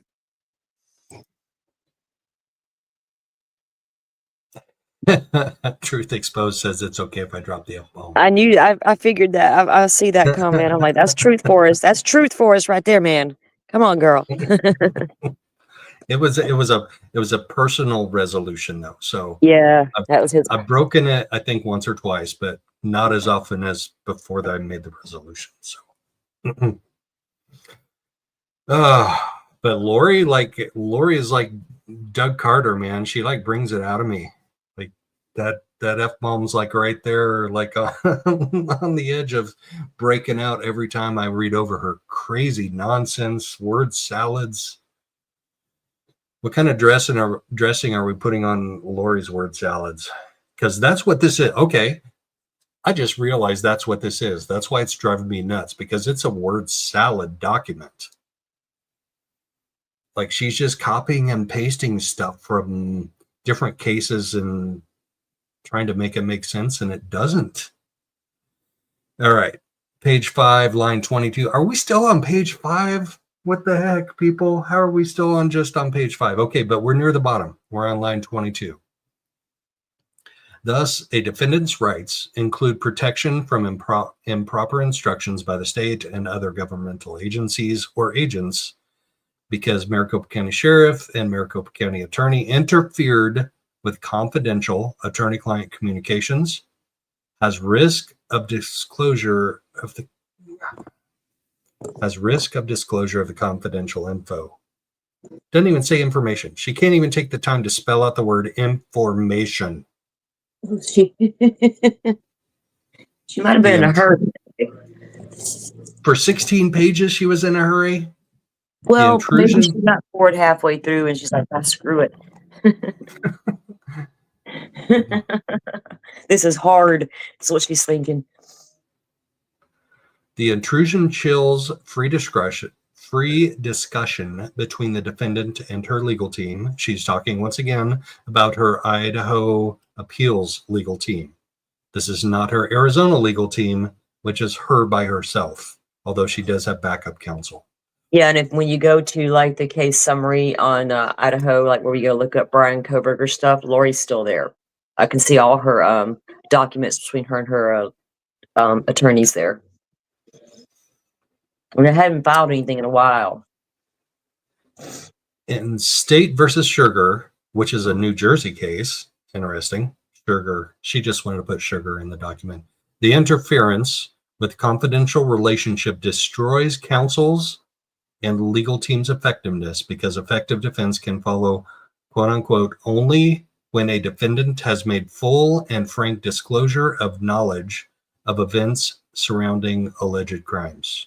So I'm going to read that one more time. Legal team's effectiveness, it affects the effectiveness because defense can follow only when a defendant has made full and frank disclosure of knowledge of events surrounding alleged crimes. End quote. Regarding the motive behind the seizure of the defendant's text messages, legal calls, legal visits, and legal mail, the use made of them, whether the interference with attorney or legal team relationship is deliberate, whether the state benefited in any way from the seizure, if the evidence is used to taint, oh no, she used the word taint, when purged in the defendant's cases, in fact, is prejudice. Wow, I think she may be just like copying and pasting from a bunch of case law. I think that may be what's going on. And then she's not going over it to review the whether or not it makes grammatical sense, because a lot of this doesn't. A lot of this is driving me nuts. But you all know that already. You all know that already. Okay. Line 13. Let's go back to line 11. The Maricopa County Attorney's Office and Sheriff's Office purposefully read all correspondence that contains facts concerning the investigations of the offenses charged, the defense plans and strategies.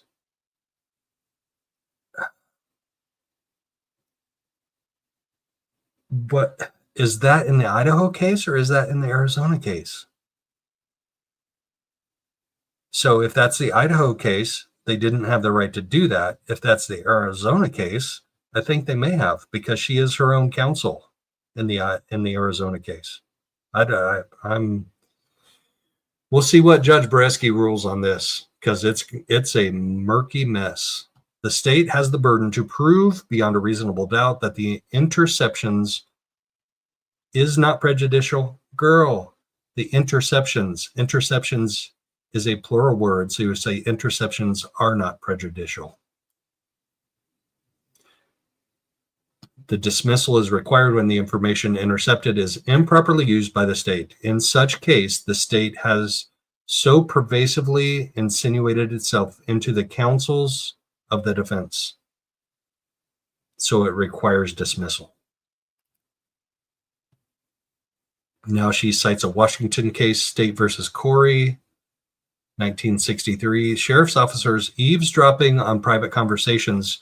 Ooh, we heard about this in the Richard Allen Delphi case. Sheriff's officers, and there were inmates that eavesdropped also, on private consultations between defendant and attorney. Vitiated the whole criminal proceeding. Vitiated. That's another new word to me. I think that's what, 2 or 3 new words that I've heard in this. And required dismissal. The government gained and exploited information from the seized evidence from the Maricopa County Sheriff's Office. Therefore, the inappropriate and unconstitutional conduct by both parties, the Attorney's Office and the Sheriff's Office, warrants a dismissal with prejudice. And we know that means that they can't bring it back to trial with prejudice. Without prejudice means they can file the same charges again somewhere down the road, like in Karen Reed.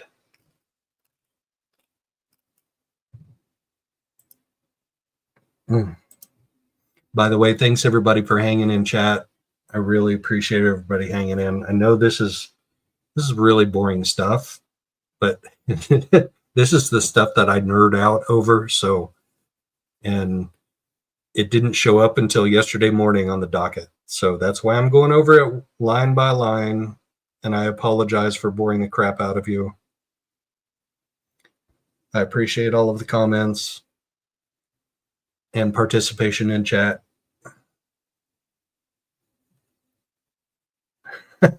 Right.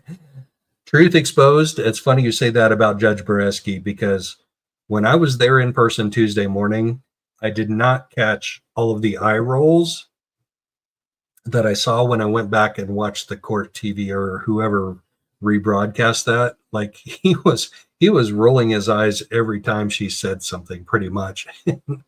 You see some of those facial expressions Judge Hippler makes over there when Ann Taylor's up talking? I have not. No. Oh my God. He's just like sitting there with his hand going, I cannot believe this lady's bringing me this kind of argument. And then, you know, isn't touch DNA left at a crime scene relevant all day long and twice on Sunday, he told her? I mean, it's like, yeah, these judges do get frustrated with even real attorneys. Yes, yes. Let alone self-represented. Yeah, but I'm saying, yeah, exactly. All right. We're not even halfway through this document, but the last 2 pages are like signature pages. So we're halfway through. We'll get through it together. Together we can do it. Because the state submitted to the court the attorney-client privileged confidential communications, they are now public record. Ooh, can I file a FOIA for that? If it says public record, yeah. The state compromised the defendant's appeal in Idaho, breaching and violating the state and federal laws in interstate collusion. The state of Idaho has public access to the submission by the state of Arizona in the appeal strategy defense opinion and memoranda in the communication of the defendant and her Idaho attorney, Mr. Craig Durham. Furthermore, all right, that reminds me of the movie Bull Durham with Kevin Costner, but that's a different issue. Furthermore, the state and Maricopa County Sheriff's Office have not provided the subpoena to obtain the defendant's text messages. The Maricopa County Sheriff's Office rules of regulations and the Global Tel Link terms and conditions argue that the texts are not privileged. So here's something where terms and conditions are a where did we see this? Was that in Idaho 4? Oh yeah, the IGG. The IGG in Idaho 4. Like somebody Ann was trying to say that the terms and conditions were the terms of service were violated. Yeah. But to me, that's a private agreement between private parties, and that's not a legal matter like it would be here between Global Tel Link and the Maricopa County Sheriff's Office. Anyway, that made me think about that. At Truth Exposed, thank you for coming in and dropping a like. We appreciate it. Yes, indeed. Have a great day.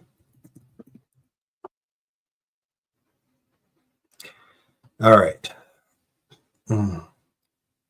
Between lines 9 and 10, the defendant's text message is the Maricopa County Sheriff's Office rules of regulations and Global Tel Link terms and conditions argue that the text are, what do you mean they argue? Terms and conditions don't argue anything. They state things, they state agreements between private parties, but they don't argue anything. You can argue that the terms and conditions state something that is in violation of your rights, but terms and conditions don't argue anything. Her syntax, that's what it is. Her syntax bugs me.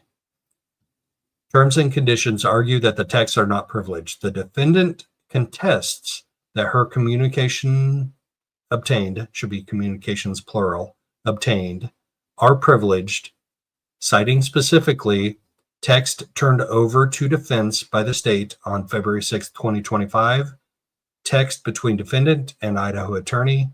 In fact, they are privileged communications and non-discoverable as follows. Okay, I'm with her on this. They are privileged communications. If she's having communications with her Idaho appeal attorney, they are privileged, 100%. Because the attorney, Craig Durham, legally represents the defendant in her appeal in Idaho, that's not a sentence. You don't start a sentence with because and end up with because. Salty, you're going to have to stop me. You're going to have to stop me, like, grammar editing this. Like, Well, she. I don't know if I can get you there. I've tried. Oh, Just letting you, I'm letting you do you, Joe. A full sentence doesn't start with the word because and end with a period. Well, hon, if you're going to be in true crime and reading documents from now to eternity, you might as well just. But it's like every other paragraph, if not every paragraph, Get she it? has a grammatical error in a or Don't and or a expect. syntax error. I don't have a lot of expectations out of this woman, so none of it is shocking to me that she's done. You know that all that. It No, just I'm doesn't. not shocked. Yeah, I'm it not doesn't shocked. bother I'm me just as annoyed. bad. I'm annoyed as not dropping that No, word. I've seen Not gonna do actual it. attorneys doing the same thing, so it's just like I don't Yeah. even know what's But happening. okay, anymore, but so they did, and I pointed it out in Delphi. But it's like once or twice an entire document, like get not it, but once they're every actual paragraph. attorneys. We're talking about Lori Vallow Daybell. You know, I mean, that's so I. Well, she It's told not going to be as Bereski how qualified she was to represent herself. So she's well. fair game. I get it. So you grammar away, police. Do you? It's going to extend this out like twice as long. So, all right, I will. I I will can't try and make you stop. focus any better. You need to take some medication or something. I mean, I don't know what's going to Maybe I do. A shot of whiskey. Maybe I need me a gummy. Maybe you should. There you go. You start doing that. Take you some gummy before you start covering Lori, so you can calm down a little bit and maybe laugh it off instead of All right. Back to line 16. Because the attorney, Greg Durham, legally represents the defendant in her appeal in Idaho, the defendant and her, there should be a comma, the defendant and her appeals attorney had made reasonable efforts to secure private and confidential communications to meet the expectations of judiciary process to continue in the defendant's appeal in Idaho. See Exhibit A. Okay, so Exhibit A is down below. That's referencing her appeal in Idaho. Line 21, the defendant and her legal defense believed that all attorney-client communications are privileged and protected, and I believe so too. Line 24, the defendant has not waived or relinquished her attorney-client privilege to Mr. Craig Durham. Number 4, line 1, page 8. Exhibit A is the communication emails from the Maricopa County. Ooh, I can't wait to get to Exhibit A now. To appellate attorney Craig Durham from the Maricopa County Sheriff's Office. At the time that attorney Craig Durham received this email, confirmation from the Sheriff's Office that his communications with the client would now be privileged. Defendant then presumed the same. Exhibit A also shows the extended timeline in which the appellate attorney had no access to communicate with the defendant and work on her appeal. So there was a time when she couldn't talk with her appellate attorney in Idaho on her triple murder charge and 3 consecutive life sentences. Line 8, the attorney-client privilege is derived from the defendant's constitutional right to due process of the 14th Amendment. The privilege is the essential function of communication between attorney and client. I'm down with that 100%. Unless the attorney knows the truth, he or she cannot be much assistance to the client. Why is that in there? If the accused is to derive the full benefits of his right to counsel, she must have the assurance of confidentiality and privacy of communications with her attorney. There's an exclamation point in there. I don't feel like the exclamation point was in the court record. Like, I think maybe Lori may have added that in there. Maybe. She has a tendency to do bold caps, underline, exclamation points in her filings. Maybe I need to go find that case, though. Samaritan found So that's probably Samaritan Foundation versus Good Farb, 176 Arizona, 497 501 1993.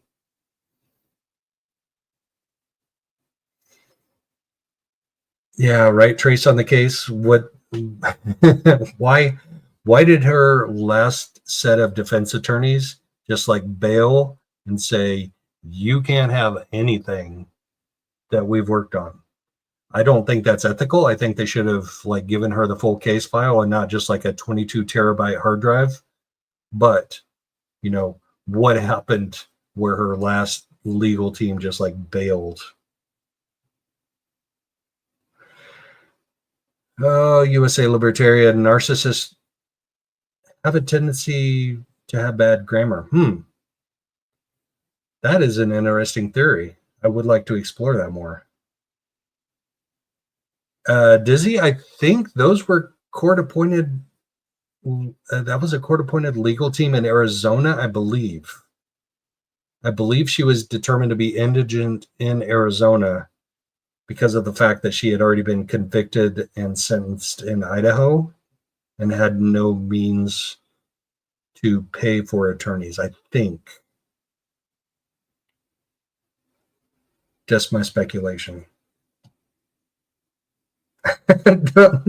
Don't dox me. Homonyms. I love a good homonym. That just ain't right now.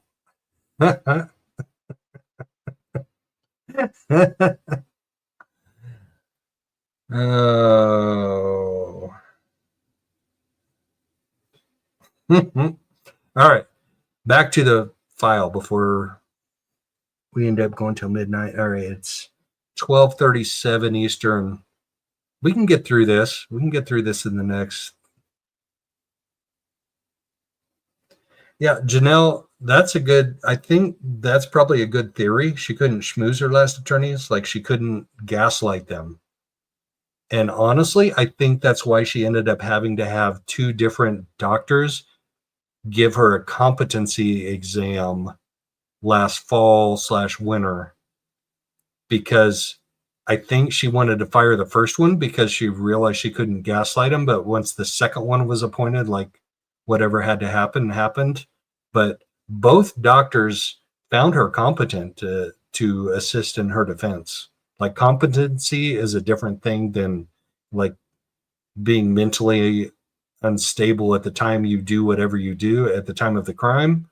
Competency is just whether or not you can assist in your defense. And both doctors and the judge found her competent to do that. And that's when Judge Goreski said, you can also represent yourself. So she is a piece of work. And I feel really bad for all the family that's having to go through this trial right now. So just like serious moment. I know I joke around a lot. I know I'm a smart ass. But the extended family and the direct family, Charles Vallow, JJ, Tylee, Joe Ryan, I feel so bad for them right now to have to go through this bullshit right now because she just wants to be the center of attention. It's that way. I mean, in that we, like you said, we do laugh and we joke, but it is serious, and it's a shame for victims, surviving family members in all these cases, because they're so long and they drag them out forever, and they want to go to trial 2 to 3 years out and all this stuff. Paper the court to death with bullshit filings, things like that, you know, and it's hard on these families. And they have to figure out if they even want to come to trial, because on the one hand, you get some kind of closure from coming to the trial and seeing her be held accountable for her evilness. And on the other hand, you have to put yourself through the details of all of that trauma again. Yep. It's tough. It's a tough place to be in. I can't imagine. Kresha and Megan and all of the people related to the family, my heart goes out to you 100%. And I don't judge you one way or the other, whatever, however you decide, whether you want to come in town and go to a day or two of trial, or if you just want to write her off and just say, go spend eternity in wherever you're spending eternity. Yep. All right. That was heavy. I'm sorry, but I had to like give a shout out to the family members that have to struggle through this. And this document is like representative of that, because she's so like off the rails. Like she's adding an exclamation point into a court record that just doesn't belong there. And it's because that's how she is. She wants to insert exclamation points into everything associated with her. She wants to be the center of attention. She wants to be the smartest person in the room. And she's not. All right. So we just saw the exclamation point in line 17. The attorney-client privilege, as pertinent here, is codified at ARS 13-40622, criminal action. ARS, that's probably the Arizona rules of something, rules of criminal procedure, Rule 15.4b1, Upjohn versus the U.S. The work product privilege prohibits discovery of written statement, private memoranda, and personal recollections prepared or formed by counsel in the course of legal representation. When a client's consent is not provided, the attorney may not disclose communications that the client made in the course of legal representation. Makes sense, right? The proponent of the privilege will show that, 1, there is an attorney-client relationship, the communications were made to secure and provide legal advice, and 3, the communication was made in confidence, and 4, the communications were treated as confidential. The attorney-client privilege extends. Ooh, here's an interesting argument, guys. The attorney-client privilege extends to members of Daybell's defense team. That's Lori, not Chud, including her investigator, Jeff White, who is allowed to sit next to her at the defense table Tuesday morning, her paralegal, Annalena Ramirez, Idaho attorney Craig Durham for appeals, and her advisory counsel, Pamela Hicks and Robert Abernathy. Advisory counsel who also sat with or near her on Tuesday morning and at the prior hearings. The Clements element is to establish privilege that must be satisfied are the 3 remaining Clements elements.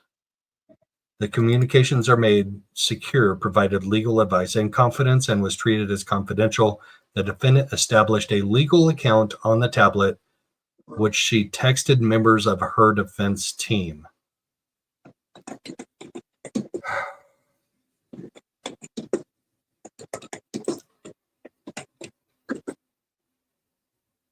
That's interesting to me, because it goes to how murky it gets when she's already been convicted of something that she's appealing in Idaho. And she's also getting ready to have back-to-back trials in Arizona for other crimes. So she has 2 different quote-unquote legal teams. And can you really count her investigator as her quote-unquote legal team? Like, for real? Like, is he a member of her legal team, and are her communications with him privileged? Like, I have questions about that. Like, I would hope that they would be, but I would hope that their communications would be communicated securely. Like, he's not a lawyer. He's not a paralegal. He's really not a part of her legal team, but he did get to sit at her table Tuesday morning. The investigator? Yes, Jeff White. Yeah. The investigators are part of the quote unquote legal teams. They work for the legal teams. Okay. And Taylor's got a whole team of all attorneys have a team of investigators. So they are considered part of the legal team. Okay. That's good to know, because it was a gray area in my mind, but it makes sense. It makes sense they would be considered part of the legal team and their communications would be privileged, confidential. Yes. It makes sense. Yeah. All right. So now she's going to go through some events. Oh my gosh. She's going to like call out specific text messages that she sent out and that were intercepted by the Maricopa County Sheriff's Office and shared with the Maricopa County Attorney's Office. Thank you. Don't dox me. I appreciate that like. Thank you so much.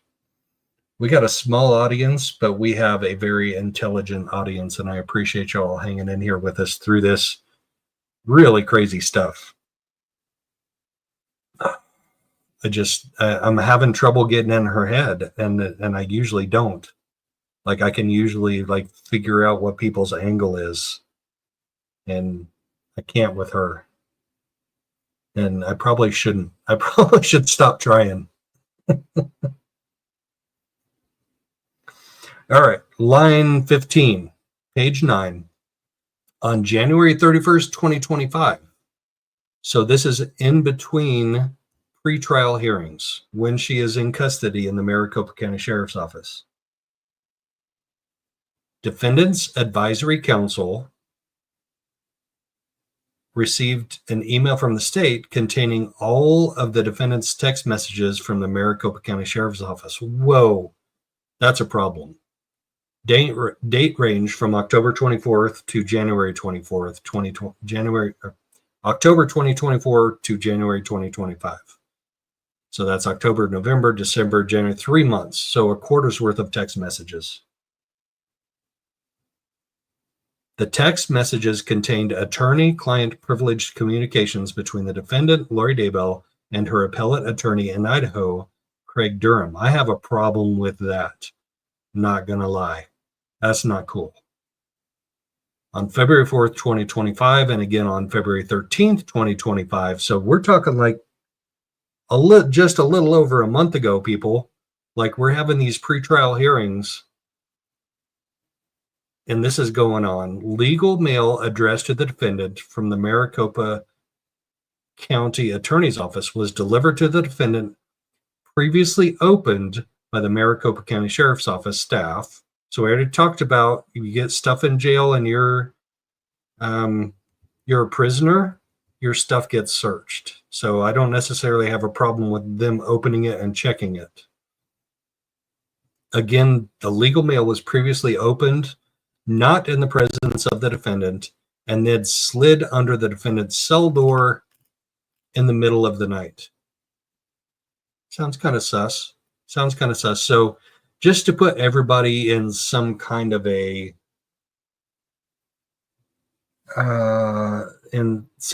perspective,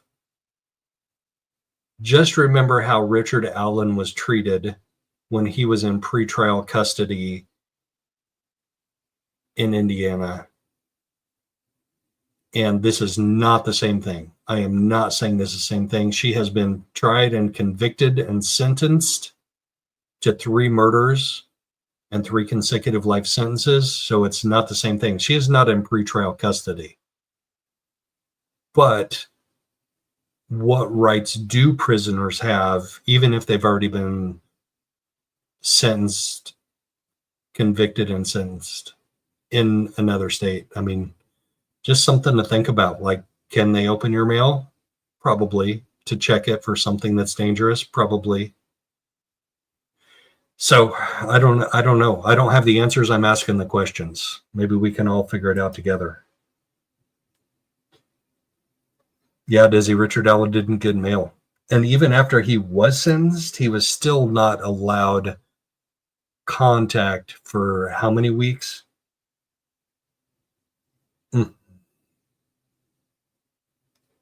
At least he's not in Westfield anymore. On February 15, 2025, at 10:30 a.m., the defendant's investigator arrived at the sheriff's office and was sent away, being told he could not meet with the defendant that day.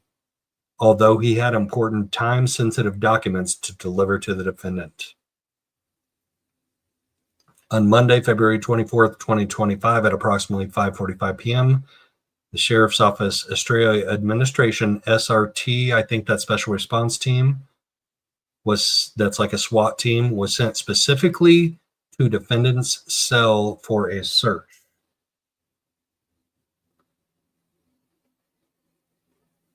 The defendant's legal documents were searched by the Special Response Team. Outside of her presence, there is both body camera footage and pod video surveillance that will confirm that the defendant was told to leave her cell and go downstairs during the search. So if what she said in the hearing on Tuesday is accurate, so she complained that she is on lockdown 23 hours a day and she has no access to internet, cell phone, whatever, 23 hours a day. And I don't know if she meant like she never has access to the internet. I can't believe that's true. But even if it's 1 hour a day, then I wanted to ask her how much access JJ and Tylee have to the internet. Like two beautiful children taken from this world too early, and you're responsible and you've been convicted of it. So cry me a river about being on lockdown 23 hours a day. There's a reason for it. And that's not even getting into Charles Vallow and Brandon Boudreaux. That's not even getting into your Arizona cases, girl, but cry me a river. Okay. But having said that, looking at this portion of this document, starting on line 13, they spent a special response team in to search her cell. Like, what in the world do you think that she's got in there that requires like a special response team to come in and investigate? Like, for real? Like, what do you think is getting in there in that 1 hour a day that she's not locked down? I don't get it. I don't understand. Why would you risk violating her constitutional rights when you know she's on lockdown 23 hours a day? Why would you do that?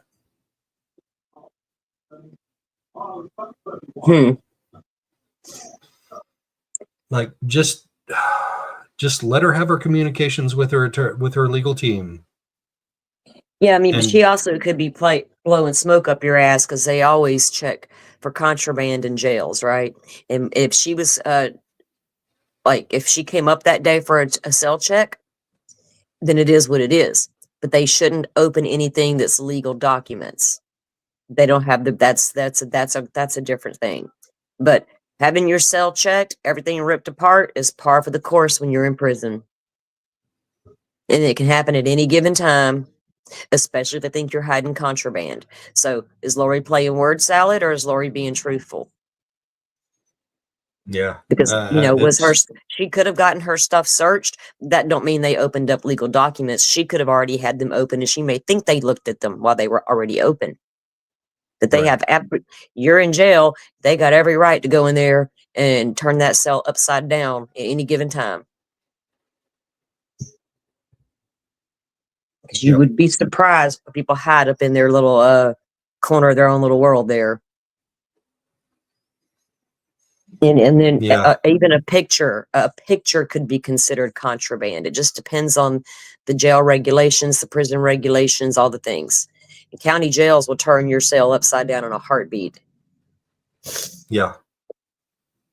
Yeah, and even your fake makeup can be contraband. You know what I mean? Yeah. The jailhouse made makeup. Mm-hmm. Your Jolly Rancher lipstick.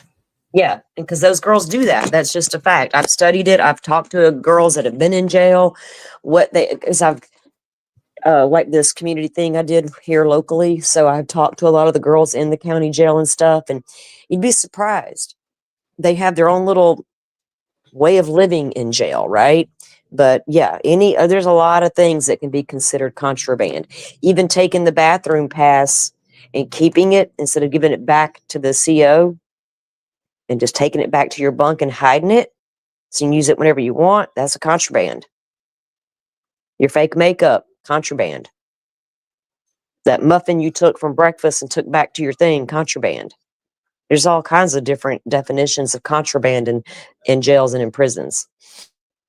So, remember, word salad happens a lot with these defense attorneys. Yeah. Yep. Especially ones that represent themselves. Exactly. There's just going to be a lot more thrown into the salad mix there. All Crazy right. lady. Line 11, due to the fact that the defendant had hundreds of legal documents and thousands of pages more of discovery, it is okay. How did she get thousands of pages of discovery? Because trace on the case, correct me if I'm wrong, but didn't the investigator Jeff White report that they and the legal team report that they just got the 22 terabyte hard drive? Joe, So, every time you yes. put a defense attorney in court, they're going to scream, we aren't getting discovery. Then we turn around and hear them complain about all their terabytes they got to go through. Right. And But Taylor's been screaming for 2 years the same thing, but we see now in these massive doc drops, and Taylor's been getting a shitload of documents and evidence turned over to her. It's all been turned over, but yet she continues to go into court and say the state's hiding.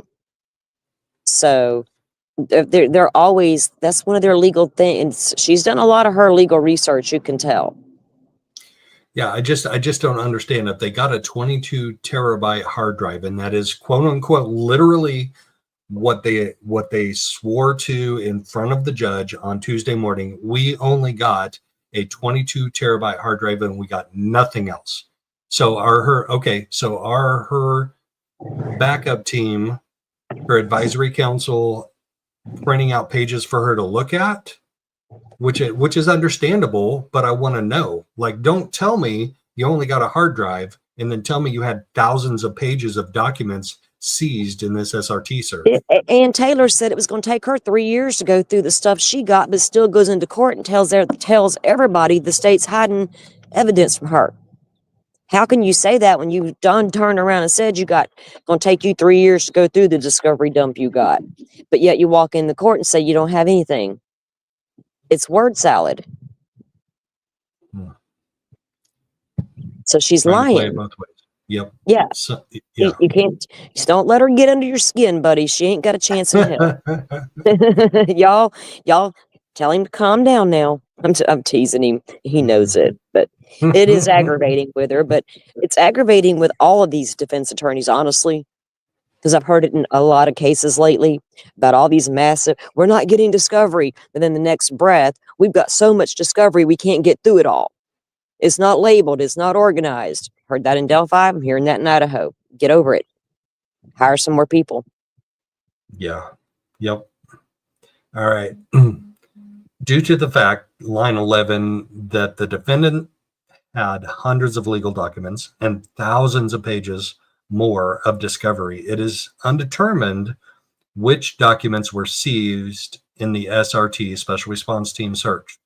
The defendant was asked by SRT to look into her cell and identify immediately if any legal documents were missing. Oh, come on. Seriously? If she has a file in there, they're going to be like, oh, go look in your file and see if we took something of yours. No, I'm not okay with that. I'm not okay with that. This was impossible. That's actually maybe the first accurate statement she's made in this document. Oh my gosh. The problem is she gaslights so much that just dropping. So that's part of gaslighting, right? That's what gaslighting is, what a narcissist does. Yes. They will drop a truthful statement in the midst of a bunch of lies to make you question in your head and your own whether self. or not the lies are actually lies. Yep. And you got to learn to fight them narcissists, man, and their gaslighting ways. You just got to be stronger than that. Don't let them get to you. She's a snarky gaslighter, says Janelle. All right, line 18, February 24th, 2025, which is not that freaking long ago, people. Legal mail from defendant's appellate attorney in Idaho was again opened by MCSO staff. I think she's going to have to get over that. And I think she's got to prove it. Yeah. Well, You can't She's just got to walk in the prove. door She's and got to say prove it. that they don't. She's got to prove that they don't have a right to open her mail and check it for Well, stuff that for legal contraband. documents. Okay, I don't think legal documents would be allowed to be opened, but she's got to I think prove what she's saying. I mean, come on, isn't it? The attorneys out of Idaho going to mail her some contraband? Are we really going to believe that? Okay, No. well, I So think her point that she made earlier in this document is a valid point. Open it in front of her. Just say, "Hey, you got something from your attorney in Idaho. I'm going to open it and I'm I just agree going to with that check it and make statement, sure but I there's no don't believe contraband." her.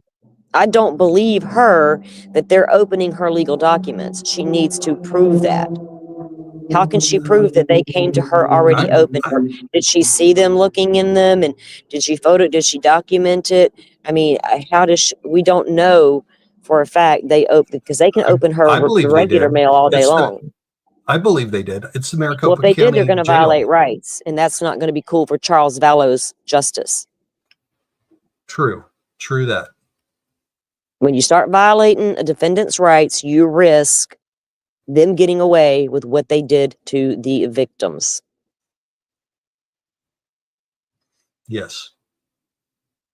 So they shouldn't 100%. be opening her legal documents, period. Unless they have her in the room with them. How about they have her open them in front of them and That's just what I'm like saying. show They them have to be, they need to be on the same page, and she has to have herself in there and probably her paralegal or her somebody, a witness type thing to do it. But for her just to come out and make that blanket statement and want me to believe that that's really happening? No, ma'am. No, ma'am. No. I'm smarter than you, Lori. Yeah, I really want a defense attorney in here, like a Bob Mata, Andrea Burkhart. Oh wow. Lawyer Okay. Lee, So to me sleeping weigh on in. Holiday Inns is not good enough for Joe, y'all. No. Let's get Andrea in here. Let's come on, Andrea. Bring it, girl.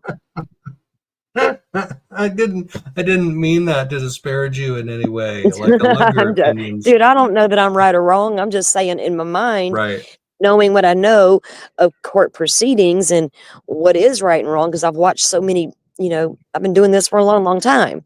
And I'm just telling you, I don't think they can open a legal document like that. Now Chad's mailing her letters, fair game all day long. They can open them. They do it. They will that's why they tell you don't be talking shit on your phone calls because they're recorded. Don't be writing stuff and trying to pass your drugs off in your mail because they're going to open it and find it. But legal documents are different. They're protected. What if I tried to mail myself to her? Why don't you email Bob and ask him? Say, is Salty right about this, Bob? I'd like to know myself. Yeah, I mean, not because I want to pat myself on the back, because I think it needs to be clarity, Is it not a sticky wicket, though? Is it not like a really dicey legal issue? What do you mean? If it violates her constitutional what they can rights. open and what they can open and what they can't. Like, how do they know when they get a letter to a prisoner that it is a legal material? Like, is it the responsibility of that defense attorney in Idaho to say? If Idaho's mailing her documents pertaining to her case, it's going to be all over that document on the outside of that envelope where it's come from. State of Idaho. Not Chad Daybell, Tom, Dick, or Harry. It's going to say State of Idaho on it. And it's going to be obvious what this is. Unless they don't believe it, if they think it's fake or whatever, but it still should be opened in her presence or with it, at least with her and another witness there, just to be making sure her rights aren't violated. Because we don't want this woman to get off on a technicality for Like her she bullshit. did in Idaho, right? Yes. Like she should be on death row with Chud. Yes. But the prosecution was sanctioned for failure to turn over discovery.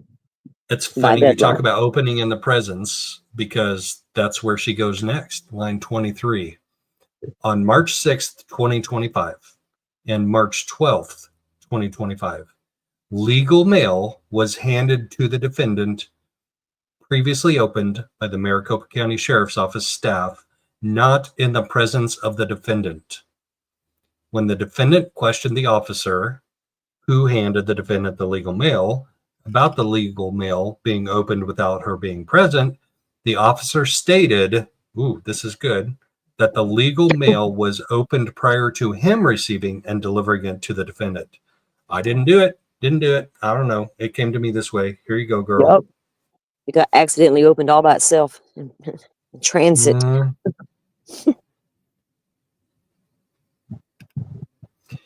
This is an ongoing issue, Lori says. Clearly, the Maricopa County Sheriff's Office is not following their own policies and procedures when it comes to this particular defendant/inmate and how staff should be handling and delivering This her particular legal defendant. mail. Right? This particular defendant and inmate. Like, I'm In different conclusion. than everybody else. I deserve better. Well, she should have her rights adhered to, though, right? She has her rights. She does. That's Yes, the point she that you does. just made. It doesn't And that, like matter I'm who saying- it is. Exactly. Legal mail, yeah. Legal mail is legal mail. Yeah. Right. I mean, we fought for Rick Allen's rights, so I can't not do the same in other cases, right? I can't let it just pertain to one case I'm like obsessed with or something. I have to hold that standard across the board for everybody, because it absolutely matters in the end, because it could really hurt the victims. Yeah. Don't I'm dox not me really says. concerned about how it hurts the the defendants. It's the victims I'm concerned about and what it means to their Yes, case. right. Justice for JJ and Tylee, justice for Charles, justice That's for right. Abby and Libby. And when their rights are violated, they should be held accountable. Don't dox me says, always make sure people get their rights, especially in court, because as you say, Salty, she could get off on a technicality. So tell us about that technicality in Idaho. What do you mean? The sanction How it- there? Yes, how she was not sentenced to the death penalty like Chad was. Well, that's because the judge cited two reasons. His main reason was the prosecution did fail to turn over discovery by their deadline that he gave them. And I don't really remember what that discovery issue was about or what it pertained to, but because it was so long ago. And he also cited the mass publicity the case received as well. That was his secondary reason. So Chad got the death penalty and Lori did not because of that technicality, right? Because of the sanctions, yes, because the prosecution was sanctioned for failure to turn over discovery on time. Let's not do that here. I mean, Exactly. the death penalty, I don't think the death penalty is on the table because it's a conspiracy charge. Correct. Two conspiracy charges, and neither one of them, I think, qualify for the death penalty. No, they don't. So that begs the question, why the heck is she doing this? Because she's going to be in prison for the rest of her life in Idaho. No, well, not in her mind. And you and I that's know right. that. That's right. That's right. Y'all keep forgetting who y'all dealing with. I got to keep reminding y'all. She These sat right exalted there on beings are going to Dateline. be exonerated. Yep. Yep. They're going to be exonerated. Jesus done told her. So none of this right here matters. She's doing what God's telling her to do. He's guiding her to her exoneration. He's guiding her to drag victims back through the mess that she created. Mm-hmm. All right, we're almost to Exhibit A. Oh, remember I wanted to see Exhibit A. Oh, well, get on down there to it now. All right. So Lori says opening mail is an ongoing issue. Maricopa County is not following their own policies when it comes to this particular defendant inmate and how staff should be handling and delivering her legal mail. In conclusion, oh my God, 10 pages later, you're going to conclude, girl. The state and MCSO have violated so many of this defendant's constitutional right. The state and the MCSO should receive sanctions for these egregious violations. She's trying to get them. She knows she got that sanction in Idaho, and she's wanting that same deal over here. Yep. Not happening, Lori. The defense requests both cases be dismissed. Thank you, Miss Counsel for the Defense. Exhibit A, Gmail, forward from the Estrella jail phone information to Craig Durham. So Craig Durham is her legal counsel in Idaho on the appeals of the 3 death penalty cases for the murders of J.J. Tiley and Tammy Daybell. Anna Lena Ramirez is her current paralegal in Arizona in her cases, at least her case, this current 2021 case for Charles Vallows, conspiracy to unalive him. I don't know if she will be her paralegal for the second case regarding Brandon Boudreaux. But anyway, Gmail. Also, please tell Lori, let's go down into, I like reading the back emails first, but I don't know how far to go. This is from Gilbert Escobar of the Maricopa County Sheriff's Office. Oh, wow. This is a dude inside the jail. Dear Attorney Durham, I wanted to inform you that I have designated your main number as a legal, non-recorded number for our jail phones. This has been verified through your contact information with the Idaho State Bar. Typically, we rely on the phone number listed on the State Bar website as the main number, which can also indicate the legal non-recorded status for any forwarding numbers, such as your cell phone or home phone. If you would like to establish a direct bill account for your clients to call you from the jail phones, please contact the GTL Direct Bill Department. Otherwise, everything is in order for private, non-recorded calls. Please feel free to email me if you have any questions. Then this from Craig Durham. Also, please tell Lori, he's asking somebody inside the jail to pass a message on to Lori Daybell. It's kind of odd that I apparently started the inquiry to get a confidential telephone line by sending a letter, which apparently a Captain Nolte received and forwarded to Sergeant Rios. I looked, but I don't have a copy of that letter. I don't recall exactly what it said. Just FYI. These people that can't keep track of their emails. Anyway. So this is him trying to get his number listed as an unrecordable number.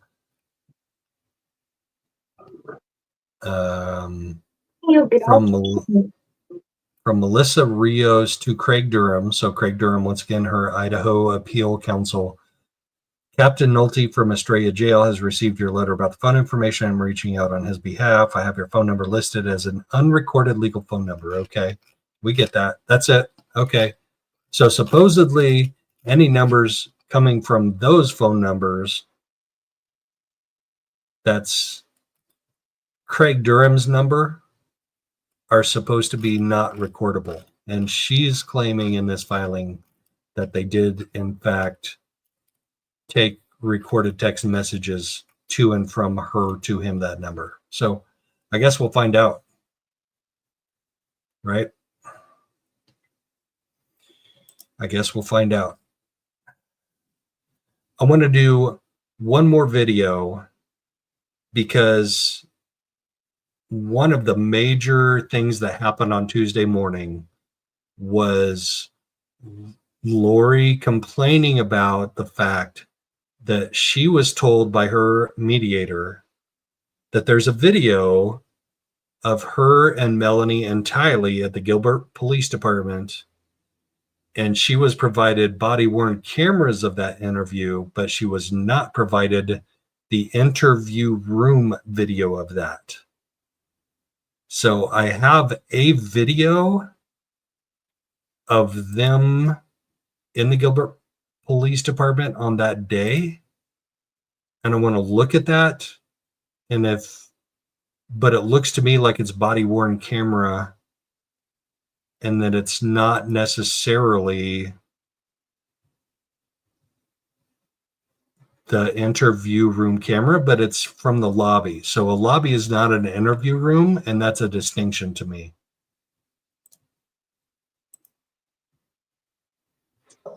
Okay, sorry. I was talking to my grandson, but I was listening to you guys.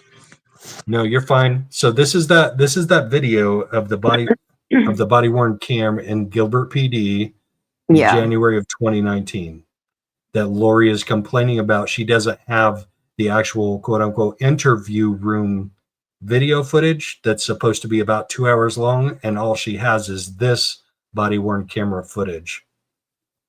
And I'll just preface this with this: police departments have cameras all over the place, so there's no way that they should just have body worn camera footage of this interaction. They should have other footage. Now, what did you have to say? You said this one, I see it says East Idaho News. Is this the same one as the one I sent you? Is it like from the same time? This Okay. is the one you sent me. Trace on the Case actually sent me one also that was about a third of this length. So I think this may be actually various body worn cameras like in succession. But either way, we don't have what she's claiming should be a 2 hour video. Right, because I couldn't find it out there either, and I searched high and low. And she claims it was on the internet. Yes. And her mediator provided her a YouTube link, but can't provide it now. Well, go figure. Lady, you're talking to people who are real good at looking up stuff on the YouTube, and I couldn't find it nowhere. All right, here we go. Oh. Okay. Oh.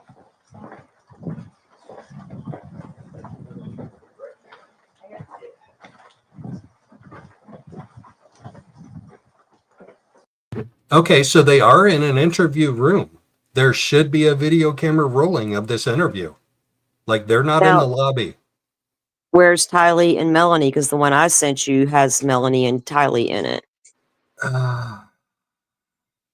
They're coming in. They're right there. Coming Okay, in. I see. Gotcha. Yep. Gotcha. Okay. They're coming in.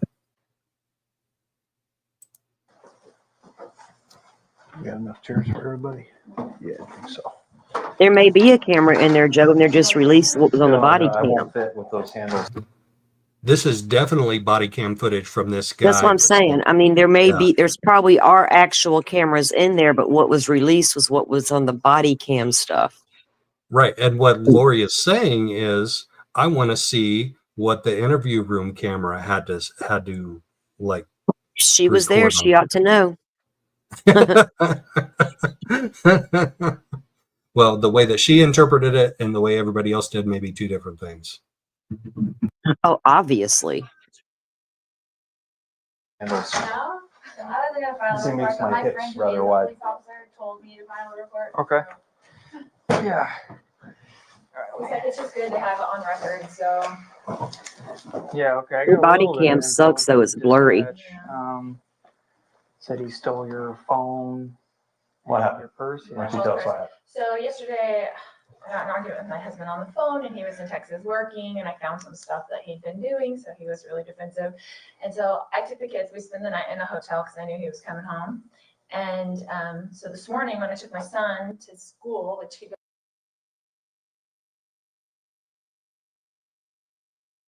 when I went into the school to take him into school, he was waiting somewhere and like stole my purse out of the car, my whole purse. So my phone, my wallet, my money, my everything was in there. So I had the door locked, but the sunroof was open because we have a service dog and he was in the car and I didn't want to, my son was kind of throwing a fit. I didn't want to get them both out of the car because it was a mess this morning. Mm-hmm. And we didn't have any of our stuff because this was the night in the hotel and he was out of his element. So Now, remember Charles was at the hotel with the police, and he said that Lori left all her stuff in the car, but it was there at the hotel.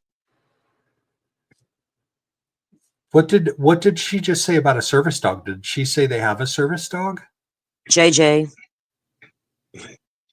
I know this is the first I've heard about a service dog. Yeah, I'm pretty sure JJ had a service dog. Now I want to know more. Like it's like Murphy, right? Yeah. I'm going to back up just a second so I can hear that about the service dog again.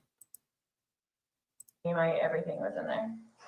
So I had the door locked, but the sunroof was open because we have a service dog and he was in the car and I didn't want to, my son was kind of throwing a fit. I didn't want to get them both out of the car because it was a mess this morning. And we didn't have any of our stuff because we spent the night in the hotel and he was out of his element. So I didn't lock the door for like the first time ever. And he whatever, either got it out. I don't remember if the door was locked, he got it out or he reached through the sunroof and just got it. Okay. But then he started texting all my family and all my friends and impersonating me and got my friend lured over to the house to meet him, where he had kicked in the door to get into the house and stuff. So. And you did that this morning? Last night. Okay. Which I'm glad we went there. Right. Okay. And so I got there, I'm like, Lori? Where's Lori? But he texted her from my. So Melanie Gibb is off to the right, and that's Lori and Tylee off to the left. Saying whatever Lori needs her to say. And like Dizzy said that she got rid of the dog, so. Oh my God. How she had no new reason to keep the dog. It was just something else to weigh her and Chad down. Right. Okay. But she just reached another level of hell in my afterlife for her. Oh, good Lord. She's already reached it. Yeah. Yep. She's because he yeah, was pretending she is. saying, "Oh, come meet me at the house," or whatever. Okay. So, How did he? What did he say to you? And you said it's blurry, and I think that's intentional. I think before the I Gilbert, guess you're right, because it was clear when they first were walking her into that room. It was much clearer. Yeah, I think And they you kind of intentionally blurred sitting it in for yep. Tylee. Yeah, makes sense. He said, "Can you come to the house now?" And then when I you was got like, "Sure." Yeah, and then okay. proceeded to act like he was himself. Do you have the text messages on your phone? I don't know on my phone, but when I got there, I said, "You." Okay, so Salty, I got to get your opinion on this. What's that? So Alex shoots Charles dead in their house. Boom.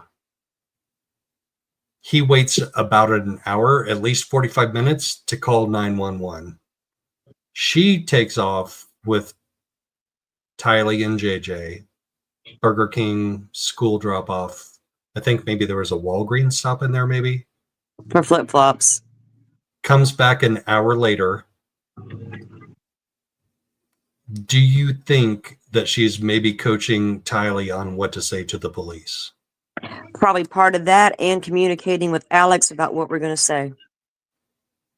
And if that's true, if she was communicating with Alex at any point during that drive, that's all going to be brought out in the court. That's because they have to have some proof that she was in on the conspiracy, right? Yes. So I'm curious to see the communications between her and Alex. We already know some stuff, but that stuff that morning, what were they saying to each other? Was she on the phone talking to her brother? Was they texting? Was she coaching with Tylee? Her and Tylee get, all the things. She already had Tylee convinced that Charles was evil, or maybe not to evil to the point where Lori thought he was, but she convinced Tylee that, be mad at Charles. Charles hates us. Charles this, Charles that, and basically turning the child against him. So there's a lot of that they bought time on purpose. Yeah, and that 22 terabyte hard drive has the cell phone data extraction. But she still continued to make a huge deal about, I want the phone. I want my husband's phone, she said. Mm-hmm. Which makes me want to drop some more F-bombs on my channel, and I'm not gonna do it. Wouldn't be prudent. Okay. I do it on my channel. What do you think about me? Sorry. He's not your husband, lady. He's not your husband. You don't have the right to call him your husband in court on March 18th, 2025, when you are responsible for unaliving him years ago. Nope. Anyway, all right. Continuing on with this interview. You've been using Lori's phone to connect with me. He goes, "Sorry, I deceived you." I said, oh, okay, yeah, you did. And luckily there were some other people there that were. So he was changing the locks and probably got the door fixed where he kicked it in. So that the locksmiths were there, so I'm glad that they were there. But there was a white Suburban, which I don't know. It was up in there. I don't know where he got that car, but anyway, it was a few vehicles, so I didn't know, who I suspected it would be her. I should have noticed that your car wasn't there, but I didn't notice that. So. Okay, what kind of car do you drive? An Infiniti QX80 black. So you got to the house and then you got there. He said, "Yeah, I deceived you." And then what was he calling you there for? He wanted me to come over there and get some information about her, pretty much. Oh, okay. What did he ask you? He was asking like, what's got into her, like. Where is she? Where is she? Of course, I didn't say where she. I didn't know where she was. She didn't actually. I didn't tell anybody. She didn't tell her out because I just thought it was safer for everybody. Yeah, he just basically wanted me to take his side, I think, and just say. Told her how crazy I was and stuff like that. So. And what was your name? Melanie. Melanie. Your last name? Gibb. Gibb. Okay, just because for documentation later. What's your date of birth? So easy. So he had you come there. I was asking you questions. So, like, is this something that's happened before, or is this like? Unfortunately, yeah, we've had to Okay, leave and go to hotels just while he calms down or something. So we've done that before. What is it like that motivates him doing this kind of stuff? Does he say why? He just goes nuts sometimes. But Just goes this nuts time sometimes. I caught him cheating and I had evidence and I told him about it, and he travels a lot for business, so I told him about it and told him not to come home and that his stuff would be gone and that his car would be gone and all this. So he's a little mad. She's just trying to protect herself. Yeah. But I just left with the kids because I didn't want them in all the drama. Yeah. So then you took your phone and purse, and has he tried to make contact with you since? He's trying to contact me through her. He has Through my her? phone. I don't have a way to be contacted. Yeah. And I didn't. I wasn't know her. trying to- I didn't know what I couldn't contact her. Nobody could Nobody said contact she me. called I just went and bought a phone so I could have a little throwaway phone. So Have you called him to ask him if he'd bring your stuff back? well, he talked to her about it. So And what was?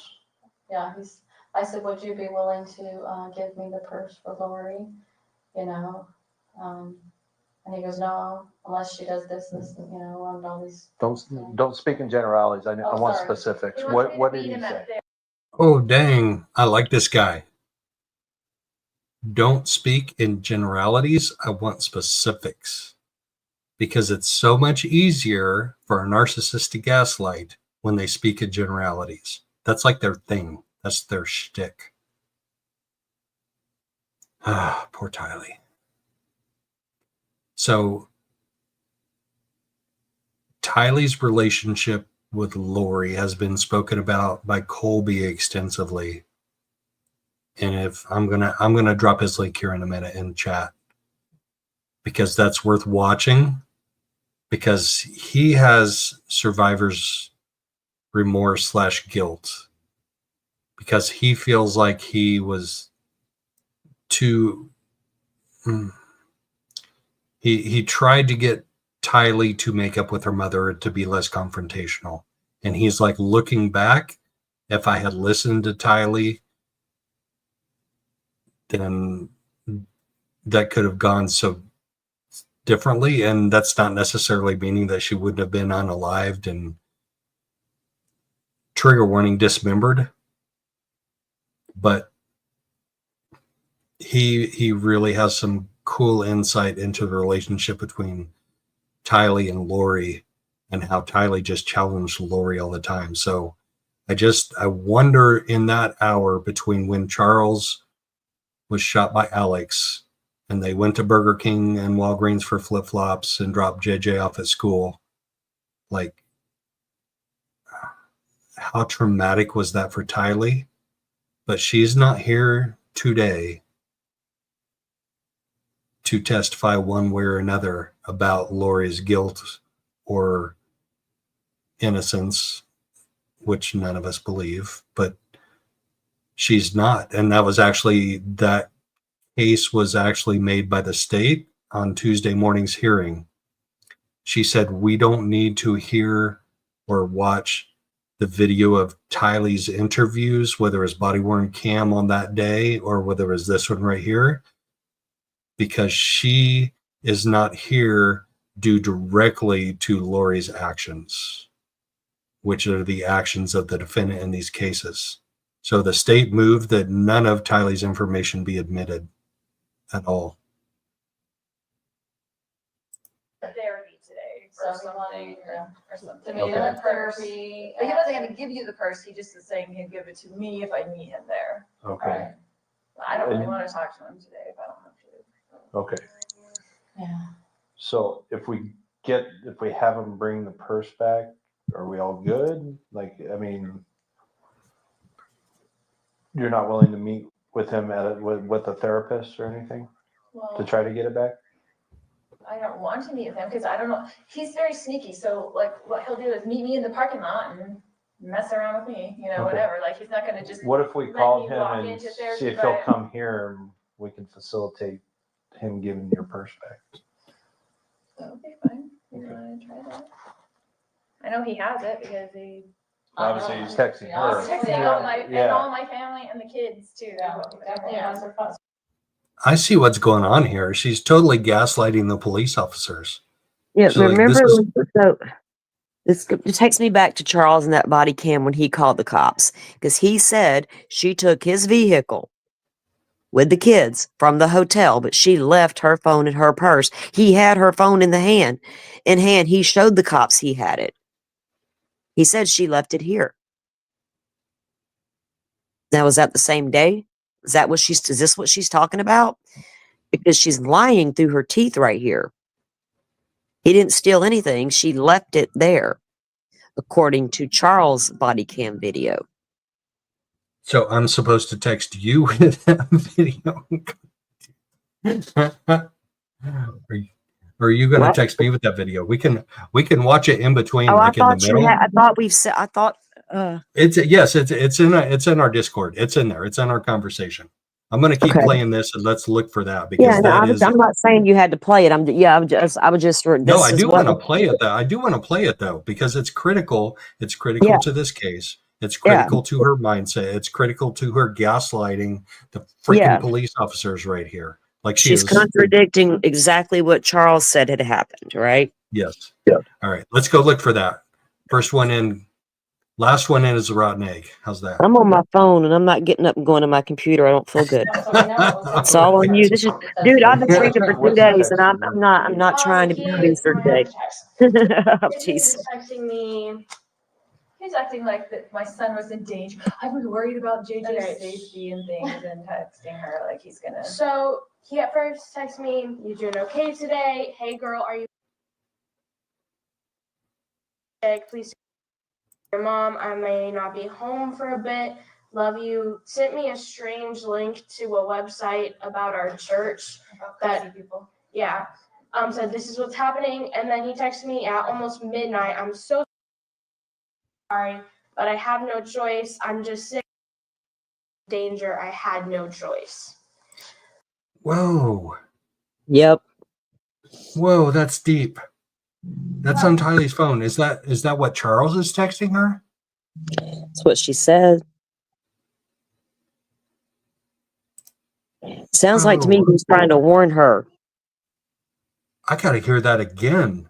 Yeah. This is the first. I'm sorry, guys. This is the first time I've heard this, and I know probably 99% of you have already heard this, but this is like serious shit on Tylee's phone that Charles is texting her. Acting like that my son was in danger. I was worried about JJ's safety and things, and texting her like he's gonna. So he at first texted me, "You doing okay today? Hey girl, are you sick? Please your mom. I may not be home for a bit. Love you." Sent me a strange link to a website about our church. That people. Yeah. Said this is what's happening, and then he texted me at almost midnight. I'm so sorry, but I have no choice. I'm just sick. Danger. I had no choice. Which he didn't file a police report or anything as far as we know, so I'm just assuming he was trying to get a response and then I love you. He was, Police report about what? or I don't know, but he was acting like he did something. And then those text messages came from, do you have it entered as mom's phone or? No, that was from him. That was from his phone. He didn't take the first until 8:30. This was last night at school. That was from his Okay. phone. And he was sending word for word the same text to my cousin, like What's his name? Charles. What's his phone? He was trying to warn all of them. Damn it, man. That's all the man was doing, was trying to warn everybody, and nobody was listening. That's what narcissists that are in the process of gaslighting are good at, though. But And she's most manipulated her daughter through the whole process. Yes, exactly. I don't most blame Tylee. No, not at all. Most narcissists I know don't unalive their children and spouses. Just saying. Well, dude, some do. I mean, a narcissist is a narcissist. They also tend to have some will have other tendencies to go along with their narcissistic behavior, but controlling everybody around them is one of their things. And she definitely manipulated her daughter, made her believe Charles was bad, made her believe Charles didn't love her, made her believe Charles was mean to her, all these things. And poor Charles was only trying to save those children, get them away from this woman he knew was a monster. She's labeling him dark, calling him Ned. I wouldn't want my kids with that lady neither. And it's like Charles was doing everything he could to warn Tylee, warn the family. And when she says he was texting my cousin, I guarantee you it was Melanie Pulaski. Right, Brandon Boudreaux's wife, right? Yeah, trying to warn everybody. And this strange link to the church, I bet it was a link to what the shit that Lori and Chad were doing. Not the preparing the people, right. Not the mainstream church. It was their church, Lori's God. And we see in that body cam video, he's trying to warn the cops what all she was doing. Yeah, I got that queued up now, so we can hit that next after this. Okay. What's the date on this video, Joe, on this interview? January 31st, 2019. Okay, so when you review Charles's, see the date on that one. Yeah, the same last name as you. Yeah, Charles Bello. So my friend told me, my friend that's a police officer, he said, go file a report, file a restraining order, all that stuff. I don't want to do all that stuff. I just wanted to be on record, and if you can get the purse back, I don't want to do all this stuff. I don't want to file a report. I don't want to. Why don't you want to do that? Why don't you want to file a police report? Well, she wants to make herself look better. I don't want to have to do this to him, but I will.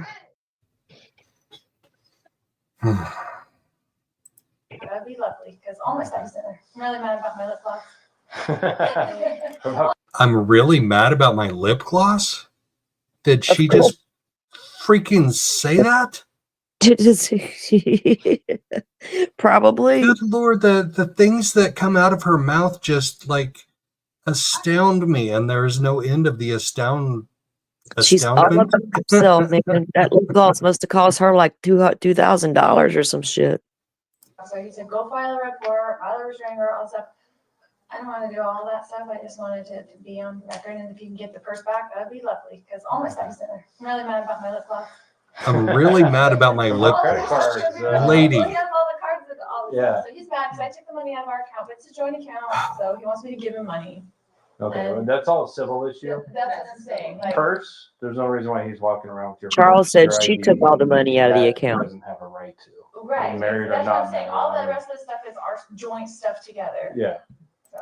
That $30,000 that I just took, that's our joint stuff together. But I have the right to take that out of the account, and I have the right to take his truck and move it. And yeah. All right. We're gonna leave the room temporarily. We're gonna try to give him a call, see if we can't get this rectified. That'd be great. Thank you. All right. You're really challenging my assertion and my application to be her administrative assistant. Like, I'm really challenged with that right now. All right, we'll go back here. Do cell phone. You want That's to not blurry now, so they intentionally blurred that This video. one's a little confusing for me, honestly. I love these calls. Oh, did you hear what he just said? I'm really confused. Honestly, I'm really confused right now, honestly, or something like that. This is Gilbert PD. I'm really confused, honestly, right now. Listen to this, because I am too. And that's what gaslighting narcissists do, is they confuse you and make you doubt It may the reality that's in your head. But is he aware of the report Charles already made about her leaving the phone and purse at the hotel? That's a very good question. All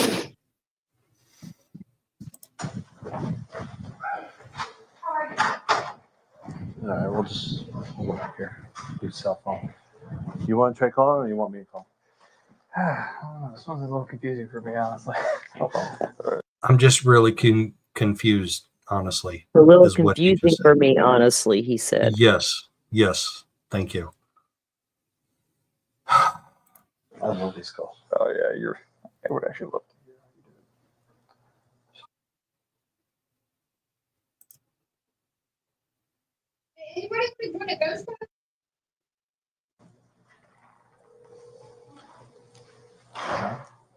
Okay. Charles. Hi, this is Officer Edgerton, Gilbert PD. Is this Charles? Hey, Charles. The reason why I'm calling right now is your wife's at the police department claiming you stole her purse and her cell phone. Wow. This is live body-worn camera footage of the Gilbert Police Department on the phone with Charles Vallow. I haven't seen this before. This is mind-blowing to me. There should be like 20,000 people in chat right now, not 8. Well, I mean, I'm not hung up on the numbers. Don't get me yeah, wrong. I mean, but a lot of people have seen this, and they're probably, who knows what they're watching. You know, everybody. It's all good. It's all That's good. right. I appreciate Your every single community is person in chat. and it may Trace show on the you case. have 8, but I guarantee you probably got more than that lurking and just watching and listening. But it matters to you and your community, and that's all that matters.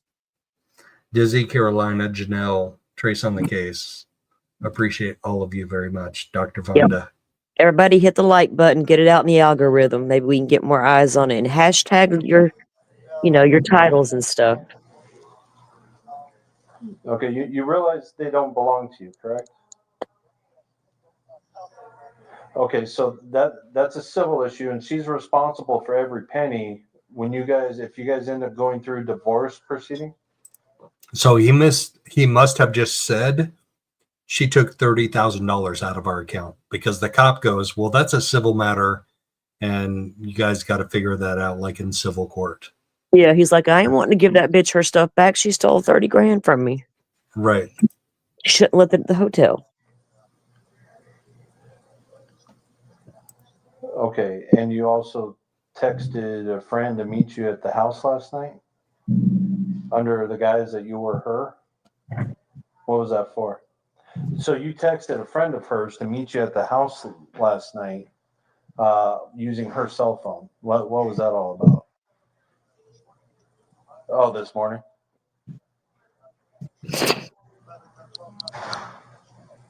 Okay. Yeah, we read the report from earlier today regarding you not being able to get into the house and everything. So the cop already assumes that whatever text communication went on this morning between Charles and Lori was a quote unquote under the guise. So he's accusing him of being deceptive, like right off the bat. So that means he's taking Lori's side right off the bat. He's confused. I do not have the order in front of me, so I cannot do that. It's got to be approved, and I know I cannot keep her from. I cannot get her. Well, it's got to go to our sergeant who's got to call, verify that it's good, and then we get dispatched. So that's just how the process works. And I can't keep somebody against their will without a warrant or the valid.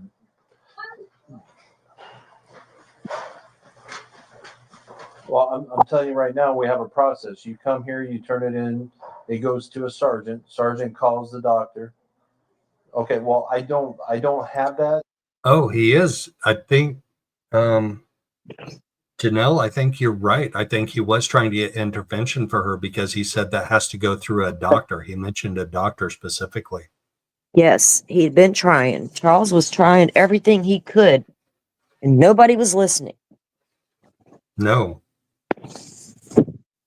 Nobody was listening, and Thing's gonna come in there and bat her eyelashes and her long hair and pretend she's a good little Mormon.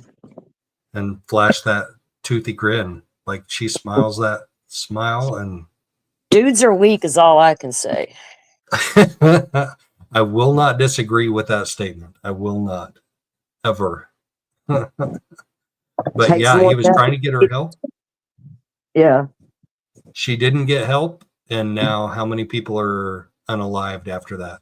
After that time when he was trying to get her help. Like he was genuinely trying to get her help. What a good dude. Like seriously, she took his truck, she took his money, she took his kids, she kicked him out of the house, and he was still trying to get her help. Yep. That was a good dude.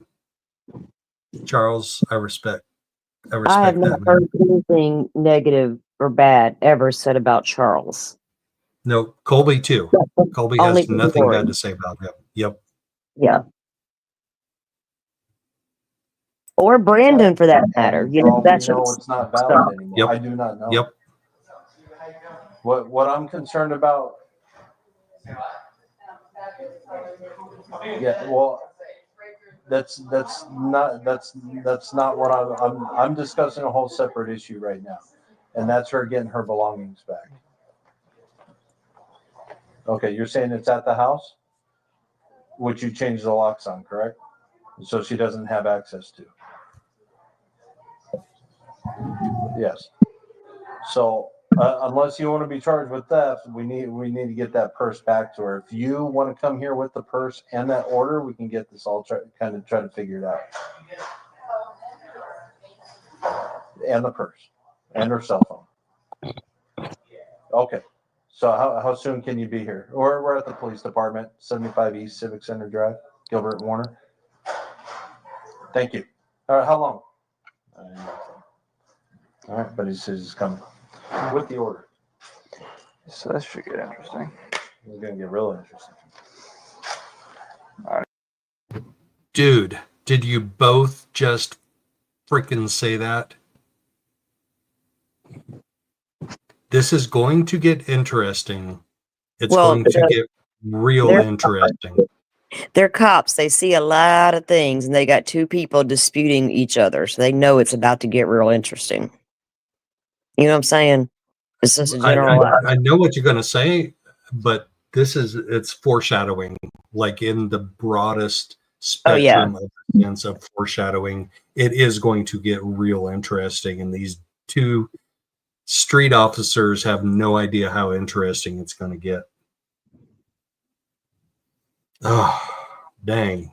They just foreshadowed. I got to play that again just because I find foreshadowing as an author, I find foreshadowing a relevant element in writing true crime and other stories. We're going to hear it again. All right, how long? All right, but he says he's coming with the order. So that should get interesting. It's going to get real interesting. So this is going to get interesting. It's going to get real interesting. So, all right. Got interesting, guys. Yeah. Very, very interesting. All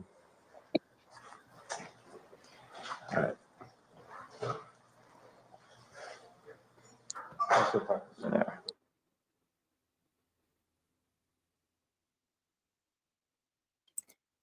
Oh, so who's this? I don't have my glasses on. All right, I'm going to back it up like a minute. Let me reach for It them. looks like 4 people in here in the interview room. Joe, are Let me you know. writing a true crime novel?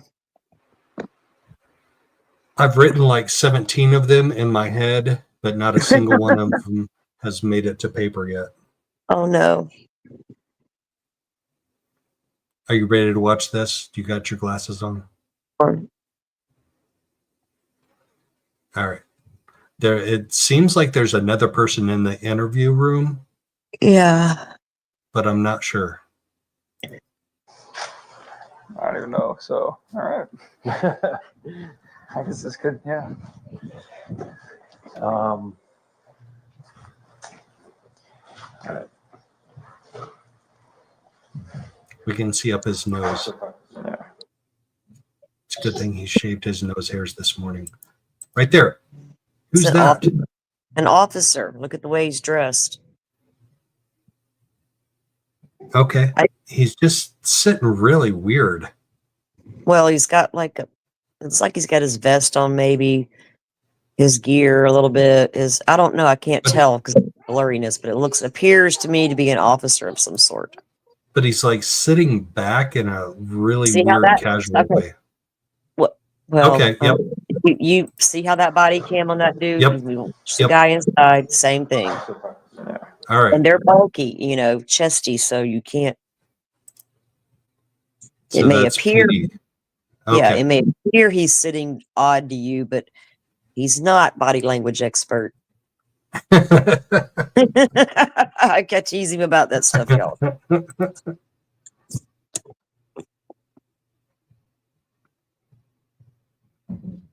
So that's Tylee to the right, Lori to the left, and Melanie Gibb is off to our far right, off screen, off camera. Yeah.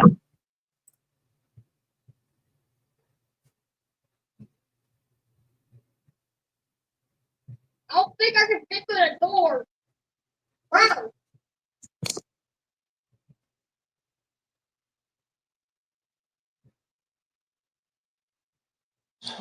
And when I talked to him, he was all upset, wondering what are we going to do about that. I have until it is verified by my sergeant that it's still active, they still want you. I can't hold you against your will. But if it's verified by my sergeant, which she says could take a little while, then if it is verified, then I have to take you to Community Bridges. It's a mental health.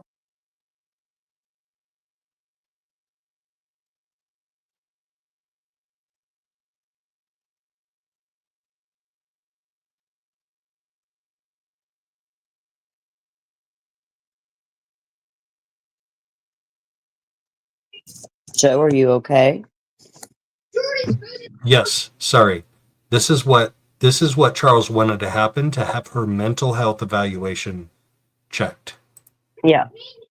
So listen to what this police officer says, because he can't hold her against her will, but she can be checked. And we do know that she was checked and that she was determined to be okay, whatever that means. Verified by my sergeant, which she says could take a little while. Then if it is verified, then I have to take you to Community Bridges. It's a mental health behavior place to get looked at. But while it's being verified, I have no right to keep you. If it's verified, the order that Charles was trying to tell them he had. Yeah. And remember the guy's like, I don't have it in front of me. I can't verify it. When Charles was on the phone telling him, I've got this order, she needs to go get evaluated. And that's what he's explaining to her now. Not that, because in Florida, yeah, I don't know about the laws there, but you can't just take somebody in for evaluation just because you feel like they need it. And Charles had documents to try to get her into it. She was just avoiding it. And that's what this cop's explaining to her. If I can verify what he's telling me, then I have to take you. Yep. Supposedly en route with your purse and your phone, and then the order also, which needs to be verified by my sergeant. So We will facilitate the transfer of the person and the phone. And while we go give the mental health petition to my sergeant and she's verifying it, you do whatever you feel you need to do. Okay. How we're going to get that to go away, I do not know. You may need. How we're going to get that to go away, I don't know. But I guarantee you she is going to do everything she can to get that to quote unquote go away. To contact, you can probably contact Community Bridges, that's CBI, Community Bridges. We have one, I don't know if you even want to just go up there, at Mesa Drive and Baseline. It's off Javelina, which is the street before you get to the freeway if you're going north towards the freeway.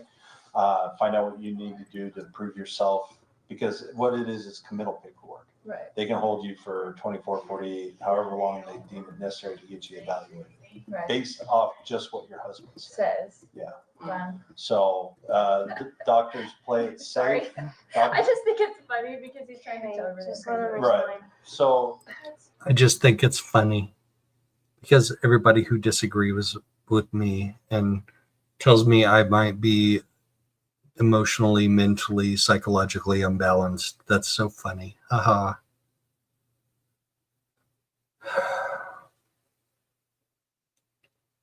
Considering that Tylee is sitting next to her in this interview room is really disturbing.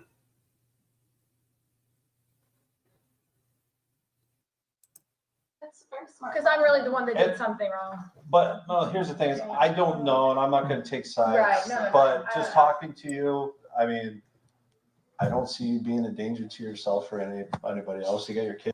Dude, are you a psychologist? Are you a psychiatrist? Are you a mental health expert? Quote unquote, I don't see you being a danger to anyone. How did that turn out? Maybe he's just trying to play her, Joe. I don't know. Okay, okay, my F-bomb's coming. So earmuffs, people. But how did that turn out? Fuck Earmuffs, nuts. people. She's Lord. not a danger to anyone. How did that turn out? Fuck nuts. Well, yeah, but he can't. He still Okay, has but- to give the documentation. I get it, but I'm trying to say is what good cop, bad cop, right? Is he trying to play her, keep her calm until we can get this documentation from Charles and verify it? Is that what's happening here? I don't know, but he has no right to say. He has no right to say, I don't feel like you're a danger to anyone, just like Tobe Lesenby in Gotcha. Delphi saying, I don't feel like the girls are in danger. We're going to call off the search at midnight on February 13th because I don't feel like the girls are in danger. No, fuck you. No, they were in danger and they needed to continue the searches. And you got Delphi is a trauma. danger. Yes. No. Sorry, guys. Sorry, rant. Joe rant. Joe had a rant. I let it go. Sorry, Salty. I had to let it go. Like, he has no right to say she's not a danger because she obviously was. He was talking about in the moment he didn't feel like that, but I don't know if he was being honest with her. I don't know this cop or his normal body language or his normal tone of voice. I'm saying I have to look at it from two different ways. I don't know that he wasn't trying to play her and just keep her calm, especially if there is an order to have this woman evaluated. She could go sideways real quick if I don't play her right. Okay, but he doesn't have to say, I don't think you're a danger to anybody when I she get ended it. up I get unaliving the girl that's sitting on her left side at this table. I get it. All right, I'm getting all worked up. I don't need to be all worked up like this. Calm me down. I'll get there. I can't. I've tried. You have. Dude, I don't have a husband for a reason. I'm sorry. I Right? tried, then I gotta let it go. I gotta let it go at some point. You do you, boo. It's your blood pressure, not mine. Oh, I'm laughing because I can't cry. That's what they say.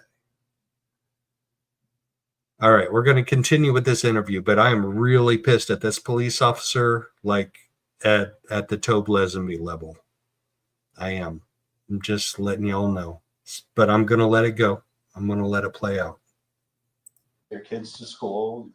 Right. I don't know, but I'm not going to place that. I'm just going to let you know that we are required, if you're here, that we will, even against with fours, if we have to, if you're still here when it's approved, we'll have to take you to CDI. Okay. And what is it called? I'm just going to write it down. Community Bridges. Okay. That's where we take you. Now, I don't know who he went through to get the order taken care of. That's what I'm saying. How do you even get that? He got that in the middle of the night. How do you get something in the middle of the night? It's family members can do it for other ones who have like drug dependency or not getting help, mental health. Yeah, but how would he get? issues. He had to come here. Isn't stuff closed? It's not here. There are places you can go. So I would. How would you think of something? I don't know. I don't Okay, know. sorry. So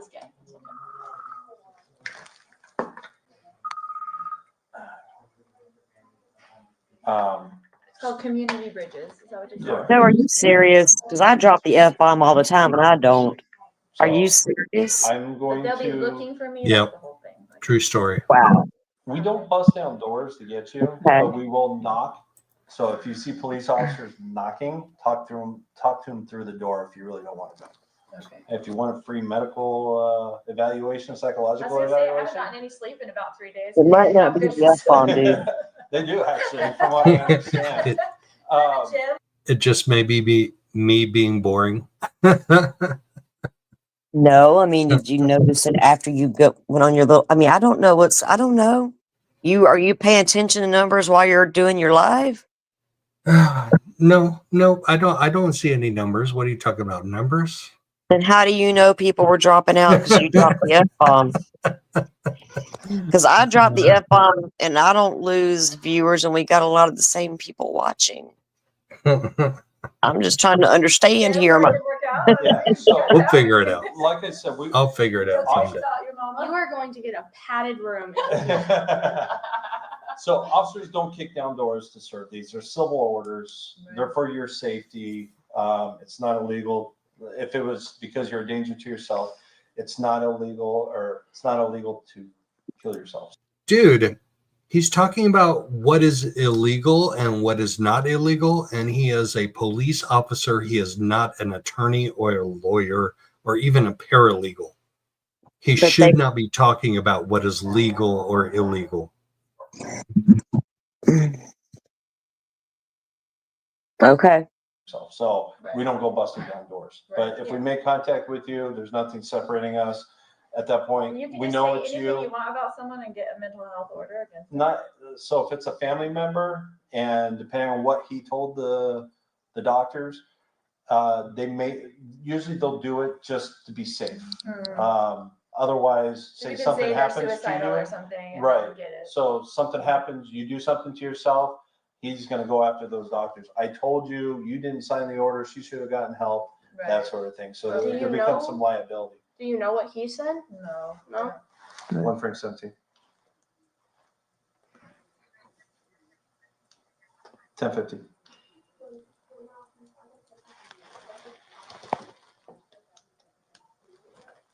Edgar 296. So do you understand what he's saying? Like, Yeah, I was talking to someone, that's why I didn't answer. he's saying get the person help. Attached. He couldn't even walk like her. So he's actually been supporting police officers and helping them because they haven't been getting their rights. Nice. He's for the police guys now. He has a whole organization and they're amazing. Yeah, he does. Wow. Yeah, I'm that's. trying to remember. But what he's the now acronym retired is. from.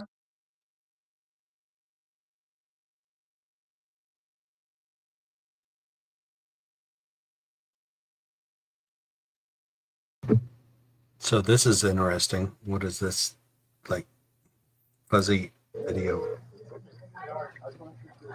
Hello, this is Gabe. Hey, Gabe, this is Scott Gallus from the Gilbert Police Department. How are you? Hey, good. How are you? Hey, the reason for my call, I'll just get right to the point. You're listed as a witness on a petition for an involuntary committal of a lower. Oh, gosh. This is somebody that is being called as a witness for Lori's psychotic behavior. Let's listen to this again. I think he said Gabe. Trace, can you tell me who Gabe is? I don't know who Gabe is. Hey, good. How are you? Hey, the reason for my call, I'll just get right to the point. You're listed as a witness on a petition for an involuntary committal of a Lori Vallow. Yes. What can you tell me about? I'm just kind of doing a little bit of follow up on this paperwork, and I was hoping you could just kind of enlighten me, because these things are handwritten, so sometimes they don't necessarily encapsulate everything that you could tell me. Yeah, it's a tough situation. Janelle, that may be Charles Bishop. Yes. Gabriel, whatever his last name is. Yep. I think you're right. I think that may be the bishop being called by the Gilbert Police Department to ask for verification of whether or not Lori needs to be psychologically evaluated. Tough situation. I'll bring Hey, up Bonilla. the best Yes. I know here, but Thank you. His wife, she had been getting into some religious things that troubled him. The relationship was a bit odd in the last few months, and it kind of all came to a head when he went out of town. He had me listen to a conversation that he had with her where she was making some strange statements. To be very clear, there was nothing threatening or terroristic of any kind. She didn't threaten to hurt herself or the children or him. Okay. She did tell him that she was going to get rid of his stuff, which actually was true. That when he got back, his things were actually gone from the house. Okay. When he returned, she had canceled his flights and done some other things to kind of make it really difficult for him to get back. Oh, so we know she took $30,000 ish out of their joint bank account. She had his truck removed from where it was parked at the airport parking lot, or was it from his garage? Either way, his truck was gone. Their money was gone. And then we learned this. Let's hear this again. To get rid of his stuff, which actually was true. That when he got back, his things were actually gone from the house. Okay. When he returned, she had canceled his flights and done some other things to kind of make it. She canceled his flights. She freaking canceled his return flight to get back home. How nasty is that? Like, she was going way, way out of her way to be nasty and despicable in their estrangement. I'm going to call it estrangement. There are other words we could use, but good grief. She must have had access to a computer with a login to his flights, and she canceled his flight to come back home. Oh my word. Woo. She was something. I don't know that next time I'm in court that I want to make eye contact with her, because I hope my flight doesn't get canceled. Make it really difficult for him to get back. Yeah. When he did return, he found that the house was all locked up. No one was home. Gilbert PD helped break in a door so that he could get in the house, and they cleared the house to make sure it was. He found some things missing, some clothes, a computer, but no one was home. Okay. And no evidence as to where they had gone. So, that's really the gist of it. I understand now from third parties that she is staying at a hotel, that she appears to be okay. The children are okay. I haven't talked to Charles here for a little bit, so I'm not sure where he is at. Okay. Yeah, Trace, I'm just going to address that part about religious extremism, because, I have my own personal experiences growing up in the Mormon church and that level of religious extremism. But people have been doing horrendous things in the name of religion for decades, and in the name of multiple religions. Islam, Catholicism, Christianity. Like, people have been doing horrible things in the name of religion for a long time. So Mormonism is not unique in that regard. But the point that I have made with my own experiences is that the cultish tendencies of the LDS Church lend themselves towards evil offshoot cults. And Kresha and I have explored that extensively. We still have a couple more like series lives to do exploring that, but Mormonism, LDS definitely lends itself towards crazy offshoot cults like Chad and Lori were into. So, yeah, I just wanted to respond to that. We'll keep on with this call. Let me ask you, sir, if I may. You said, did you listen to this? Was this like a live phone conversation, or was it a recording, or what did you listen to? He put me in on a conversation. He just he didn't give me kind of warning on it. He just said, "Hold on a sec," and then I guess put me in on a conference call that he was doing with her. Yeah. And I thought I was listening to a recording at first, and then it dawned on me after a minute or so that this wasn't a recording, that it was actually a live conversation. Okay. And then it ended pretty quick right after that. Okay. And just so I'm clear, she didn't threaten him, the children, or herself in that conversation? No, everything was subjective. She did use the word destroy. Oh, this police officer just said in this recorded conversation, Lori used the word destroy. The guy said that. Who did? The guy the cop's talking to said that she used the word destroy. Was it a police officer? Oh No. no. Okay. Oh no. Okay. That's the bishop. Yes. Yes. That's the bishop. The cop is trying to clarify, did she make threats to anyone? Yes. Okay. Thank you. Thank you for straightening that out. Yes. That's Gabe Bonilla. That's their Mormon bishop who is talking to the Gilbert PD. And he says that she used the word destroy, which is oddly disturbing and prophetic, right? She said, "I will destroy you," but it was done. I will destroy you. Gabe Bonilla, the Mormon bishop, heard her say that on this recording. And okay, now I'm probably going to have to get off the internet in a minute. People are going to be like, I'm not taking up for anybody. But when couples argue, they tend to say very hateful things to each other, including statements like, "I'm going to destroy you," right? Yeah. Is that reach a level to make her involuntarily have to go be evaluated, right? That's what they're trying to establish. Because there's, even in Florida, we have the Baker Act, but there's specific criteria as to what qualifies that they can Baker Act somebody involuntarily, right? Right. So I think they're trying to get to the bottom of it to see what we do have here. But say in the statement, "I'm going to destroy you," could be just, anybody can say that to anybody, right? But I get it. Well, in hindsight, it looks so much more threatening than probably I get it. like At the time, though, of course. Of course. That's all I'm saying. I'm going to mute out. You're good. Done in a very subjective way that it didn't necessarily come across as a direct threat to him or the children or herself. Okay. Like it could have been destroy his reputation or something less literal? His spirit, for all we know, his spirit power.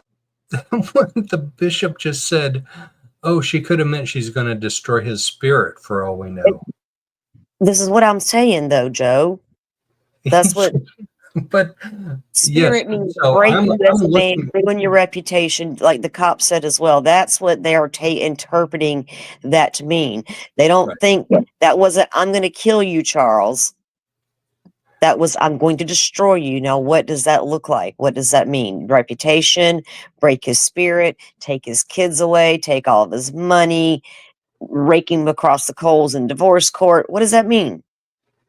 That's And it's all so I'm much saying. easier to see that in hindsight, knowing that she did actually I conspire. understand, but if you didn't, I know, No, I no, know. no, no, no, I get it. I get it. In the moment, if I'm a police officer, I'm not taking that like she's gonna ask her brother Alex Cox to shoot him in their house. I'm definitely not interpreting it that way. Oh man, this case is so deep and so disturbing. And we have hindsight goggles. Like when we hear this recording, in hindsight, knowing that she conspired with Alex to have him shot and killed looks so much different than if you're there in the moment. So I don't blame the police officers at all for just being like, let's try and figure this out. Like this could just be people just like being emotionally unbalanced, like having a conflicting relationship. Like I get it. I don't blame the police Couples officers. just showing their ass with each other, blaming each other, trying to get the cop. Yeah, that happens all the freaking time. It does. Powers or something, which is very non-specific. Okay. When she was speaking, and I know you said it was short, did she seem coherent, or was she? She seemed coherent, but her statements were strangely irrational. She was accusing him of something, but would not tell him what it was. Okay. She seemed to indicate, again in a somewhat oblique way, that he wasn't who he said he was. That he was, and the only thing that actually concerned me out of the conversation that I thought was beyond the pale, so to speak, was, he said, "Hey, I just want to see the kids," and she said something to the effect of, "Well, you want the kids? I'll give them to you," which I thought was a bit strange for a mom to say. Yeah. And that was kind of what made me wonder what was actually going on in her mind at that moment. Okay. But she sounded very lucid as she was speaking. Okay. She sounded very lucid as she was speaking. Should not be a determination. So I just commented, and Spitfire Dragon's comment, and it applies to clergy equally as it applies to police officers. If you are not trained in psychology, psychiatry, counseling, then you should not be making determinations of who is fit and who is not fit and what state of mind they're in. Like you should pass it off. But if Charles had a legal order, it would be up to the doctor to make a final determination. He's just giving his interpretation of what he heard that day. They're not, between this clergy and that cop, they're not deciding if she goes for her evaluation or not. They have no control over it if a court's ordered it. The cops actually do. Yeah, they do. The cops can order her in for a Brady. I get it, but if Charles already said he had the paperwork established, so the cop can't go against what that court order said. If he already had the documentation and they agreed that she could go in for evaluation, and now he's trying to talk this guy to confirm. I don't know really, I'm trying to make you see it from a broader picture, because I feel like you're thinking that these two people alone are making a decision about whether or not she's competent or not. Oh, no, I just think they're making evaluations that they're not qualified to make. The clergy cannot determine if she's qualified for this or qualified for that, and the police can't either. I understand that, but they're sharing No, tell me. Keep it coming. Just sharing their thoughts on what they perceived. That doesn't mean that's going to determine whether she has to go for that evaluation or not. If I call on my sister and I tell the cop, well, I believe this is what's going on, that's just what I believe. Because I'm not an expert doesn't mean it's, you know what I'm saying? Yeah, I do. My neighbor or my cousin or whoever. But I'm picking up what you're throwing down. I get it. That's all I'm just, sometimes I feel like we're not, I don't know. Because I'm a man. because I'm No, no, amazing. no. And I study people in psychology and things of that nature. And a lot of things people find odd to them, I don't find odd. Because people are freaking odd, in my opinion. Right? And I feel like a lot of it's normal. They're having a conversation. The clergy is not going. I don't believe he's a known liar. He said she never made threats, and he's giving his take on what he perceived from the conversation. That's all he's doing. He's not making a medical determination about Lori.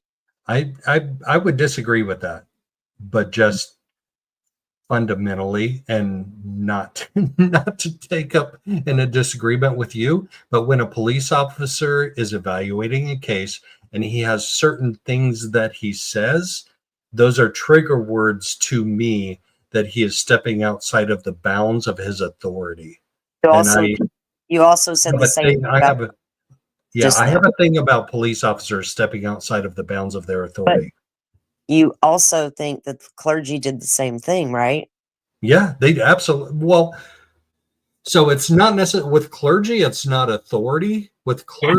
Let's pretend he's not nothing to do with the church. He's just a man Charles knows that overheard a conversation. Right, but with clergy, it's about training, and with the Mormon Church, clergy has no training at all. They have no, and there are other religions that also have no training. Oh, I get it, but so two people are having a conversation about what the man heard on the call. He's just giving his interpretation. That's still not going to make or break whether she has to go for that evaluation or not, in my opinion. Exactly. Yeah. Let's listen to it one more time. I love this conversation, Salty, and I appreciate you so much. Like I love being able to have a back and forth with you and it not be personal. Like that's the one thing about you and I. I agree. We are able to do that, and it's so funny. I mean, it's cool though that we can do that. Did you listen to this? Was this like a live phone conversation, or was it a recording, or what did you listen to? He put me in on a conversation. He just he didn't give me kind of warning on it. He just said, "Hold on a sec," and then I guess put me in on a conference call that he was doing with her. Yeah. And I thought I was listening to a recording at first. And then it dawned on me after a minute or so that this wasn't a recording, that it was actually. So this is an actual conference call between the clergy and the police officer, I believe, if I'm listening to this correctly, and I may not be. A live conversation, but then it ended pretty quick right after that. Okay, and just so I'm clear, she didn't threaten him, the children, or herself in that conversation? No, everything was subjective.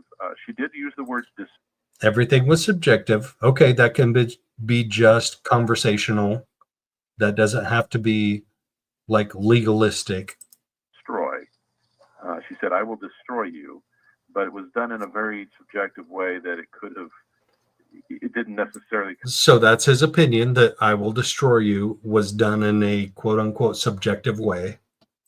Come across as a direct threat to him or the children or herself. Okay. I didn't interpret it as a direct threat. That's getting closer to a legal evaluation of the circumstances. I didn't interpret it as a direct threat. That's an interpretation, and that is a legal interpretation. Okay. It's his thought. Could have been destroy his. Do what? How's it legal? He's not even nothing to do with the law. It's his thought at the moment. He didn't interpret it that way. And like you said, though, hindsight's different. But in that moment, he's just expressing that's not his. He's saying she was crazy, but she wasn't. He's just giving his. The phrase "direct threat" has specific legal consequences. If you do interpret something as a quote unquote direct threat, then you have an obligation to act in a certain manner as a law enforcement official. Okay, let me tell you a little story. After my daughter died, your stories. After my daughter passed away, her stepmother said something really disgusting to me, and I said something back to her I shouldn't have said on a voicemail. I had my brother-in-law, my sisters, all show up at my house because now all of a sudden my ex-husband was terrified of little old tiny me when he wasn't for 15 years. I had to go down voluntarily to show I was not crazy. And the psychologist laughed at them and said, "You have a grieving mother here. I suggest you keep the other person far away from her. She's going through normal emotions." So people can have a conversation all day long about what they think about what I was going through, but they were all dead ass wrong. Now, all I'm saying is they're having a conversation and he's giving his interpretation in the moment. It's still going to be up to a doctor. And I live in Florida, so I know all about the Baker Act. I was never Baker Acted. There's nothing there. Just a woman upset who said something on a phone call. Don't leave shit on a voicemail. That's all I can tell y'all. I didn't get in trouble. I didn't do anything. It was completely understood by the psychologist that I had to go see that day that this lady's just experiencing normal thoughts process. Take her home and leave her alone. So all I'm saying is you're putting a lot of weight on what this conversation when that they had no idea who they were dealing with. When Even though Charles was trying to warn them. Yes, So by the time she went for that evaluation, they should have been the ones to determine that, and they let her walk because she walked in there and fooled the doctors. Like one of your commenters just said, her father was able to do just that: walk in there, pretend to be perfectly normal, and then walk out and laugh about how he just fooled everybody. That is all I was trying to point out. I don't think that, I may be taking it the wrong way, or I get we're taking it two totally different ways, this whole conversation here. But it's, when you're trying to evaluate a situation in the moment and you're talking to a clergy, you're going to be more inclined to believe what he's telling you, right? And he didn't hear direct threats. He heard, "I'm going to destroy you. I'm going to do this and that." And he is being honest about that, in my opinion. But what the cop decides to do with the information's on that cop. Baker Act her right at the moment or not, Charles still had an order that had to be honored at some point, right?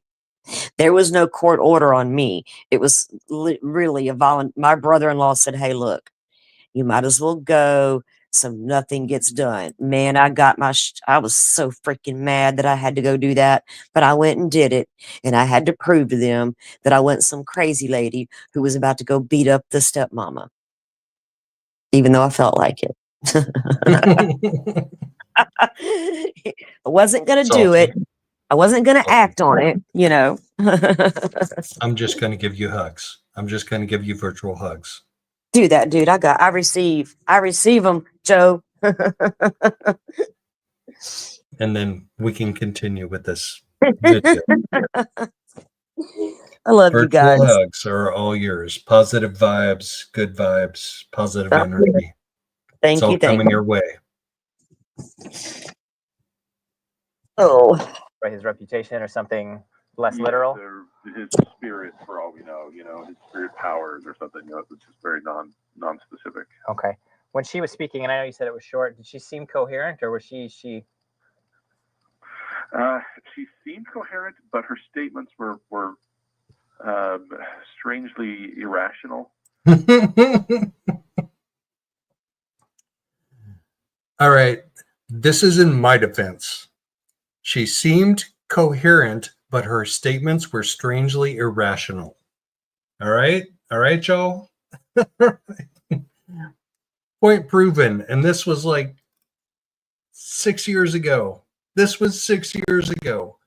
Her statements were coherent, but they seemed strangely irrational. All right? That's a point in my basket. Like, boom. Just hit a 3-pointer, I think, actually. Anyway. She was accusing him of something, but would not tell him what it was. Okay.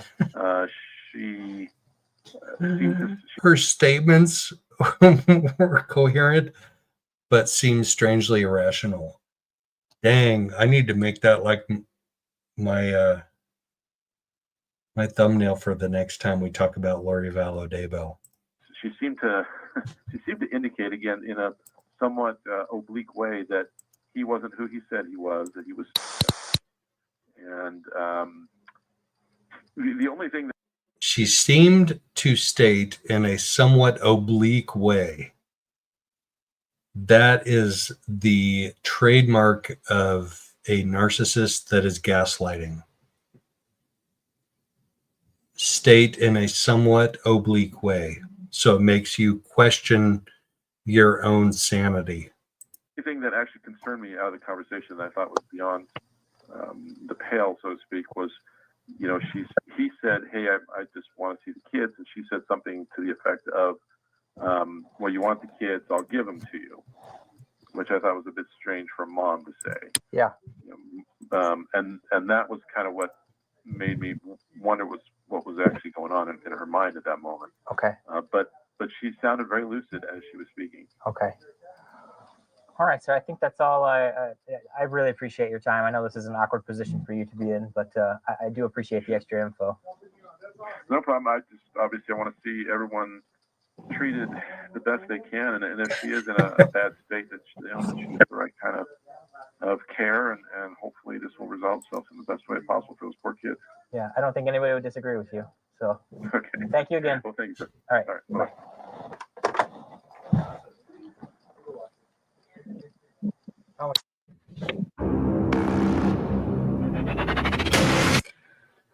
All right, we're not getting into that last video just yet.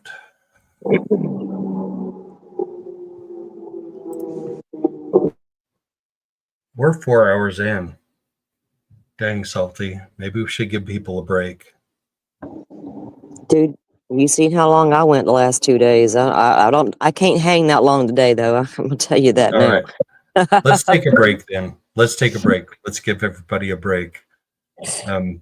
Go outside and Vinny- touch some grass, Joe. Get in that Yep. hammock. Absolutely. That hammock is calling me. Like, you wouldn't believe I how just much walked it outside myself. It's really nice here today. All right. Thank you, everybody, for coming in and joining us. Thank you for the super chats, the super Thank you, stickers. chap. Thank you for not coming at me when I was trying to tell Joe something. You can tell were me just something debating. all day long. Yep. Yeah, we are. just debate about a lot of different things, and but you guys are awesome. You really are. Yes. Thanks, everybody. Dizzy, Trace, Janelle. Janelle, email me. I put my email in chat. I'm going to put it again. It's jsmedia@usa.com. Spitfire. Carolina, thank you for coming in. Thanks, everybody, for hanging with us and getting through this grueling stuff. Like, doesn't Yeah. Lori weigh us? Lori weighs us all down. Like, she just Well, has. they get heavy, you know. I was listening. I dropped a video this morning of some new stuff on that stuff on one of Stefan Stern's calls. Dude, it was heavy. And I'm like, you know, so these cases do get that way. And so sometimes it's, you know, they make us get to a certain level, you know. I felt it when I was reading Stern's documents and stuff like that. But so I get it. But sometimes, you know, I try to balance it sometimes. It's not always easy. Yep. But we provide each other balance. You and me and everybody in chat. Right. We're balancing each other out. Oh, big loud truck passed by. They always do that when I walk outside. Dang it.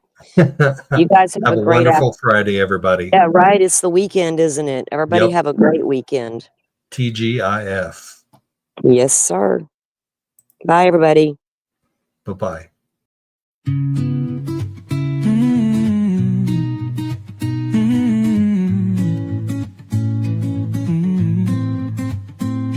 Good morning. Good morning. Hope you got your cup of joe and filled up your morning with good things to know. Good morning. Good morning.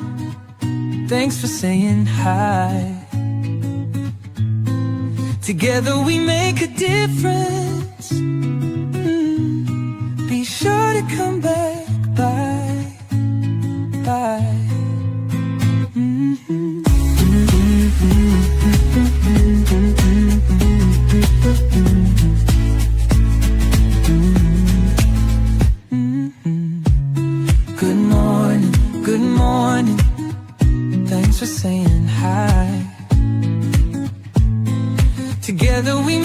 difference. Be sure to come back by.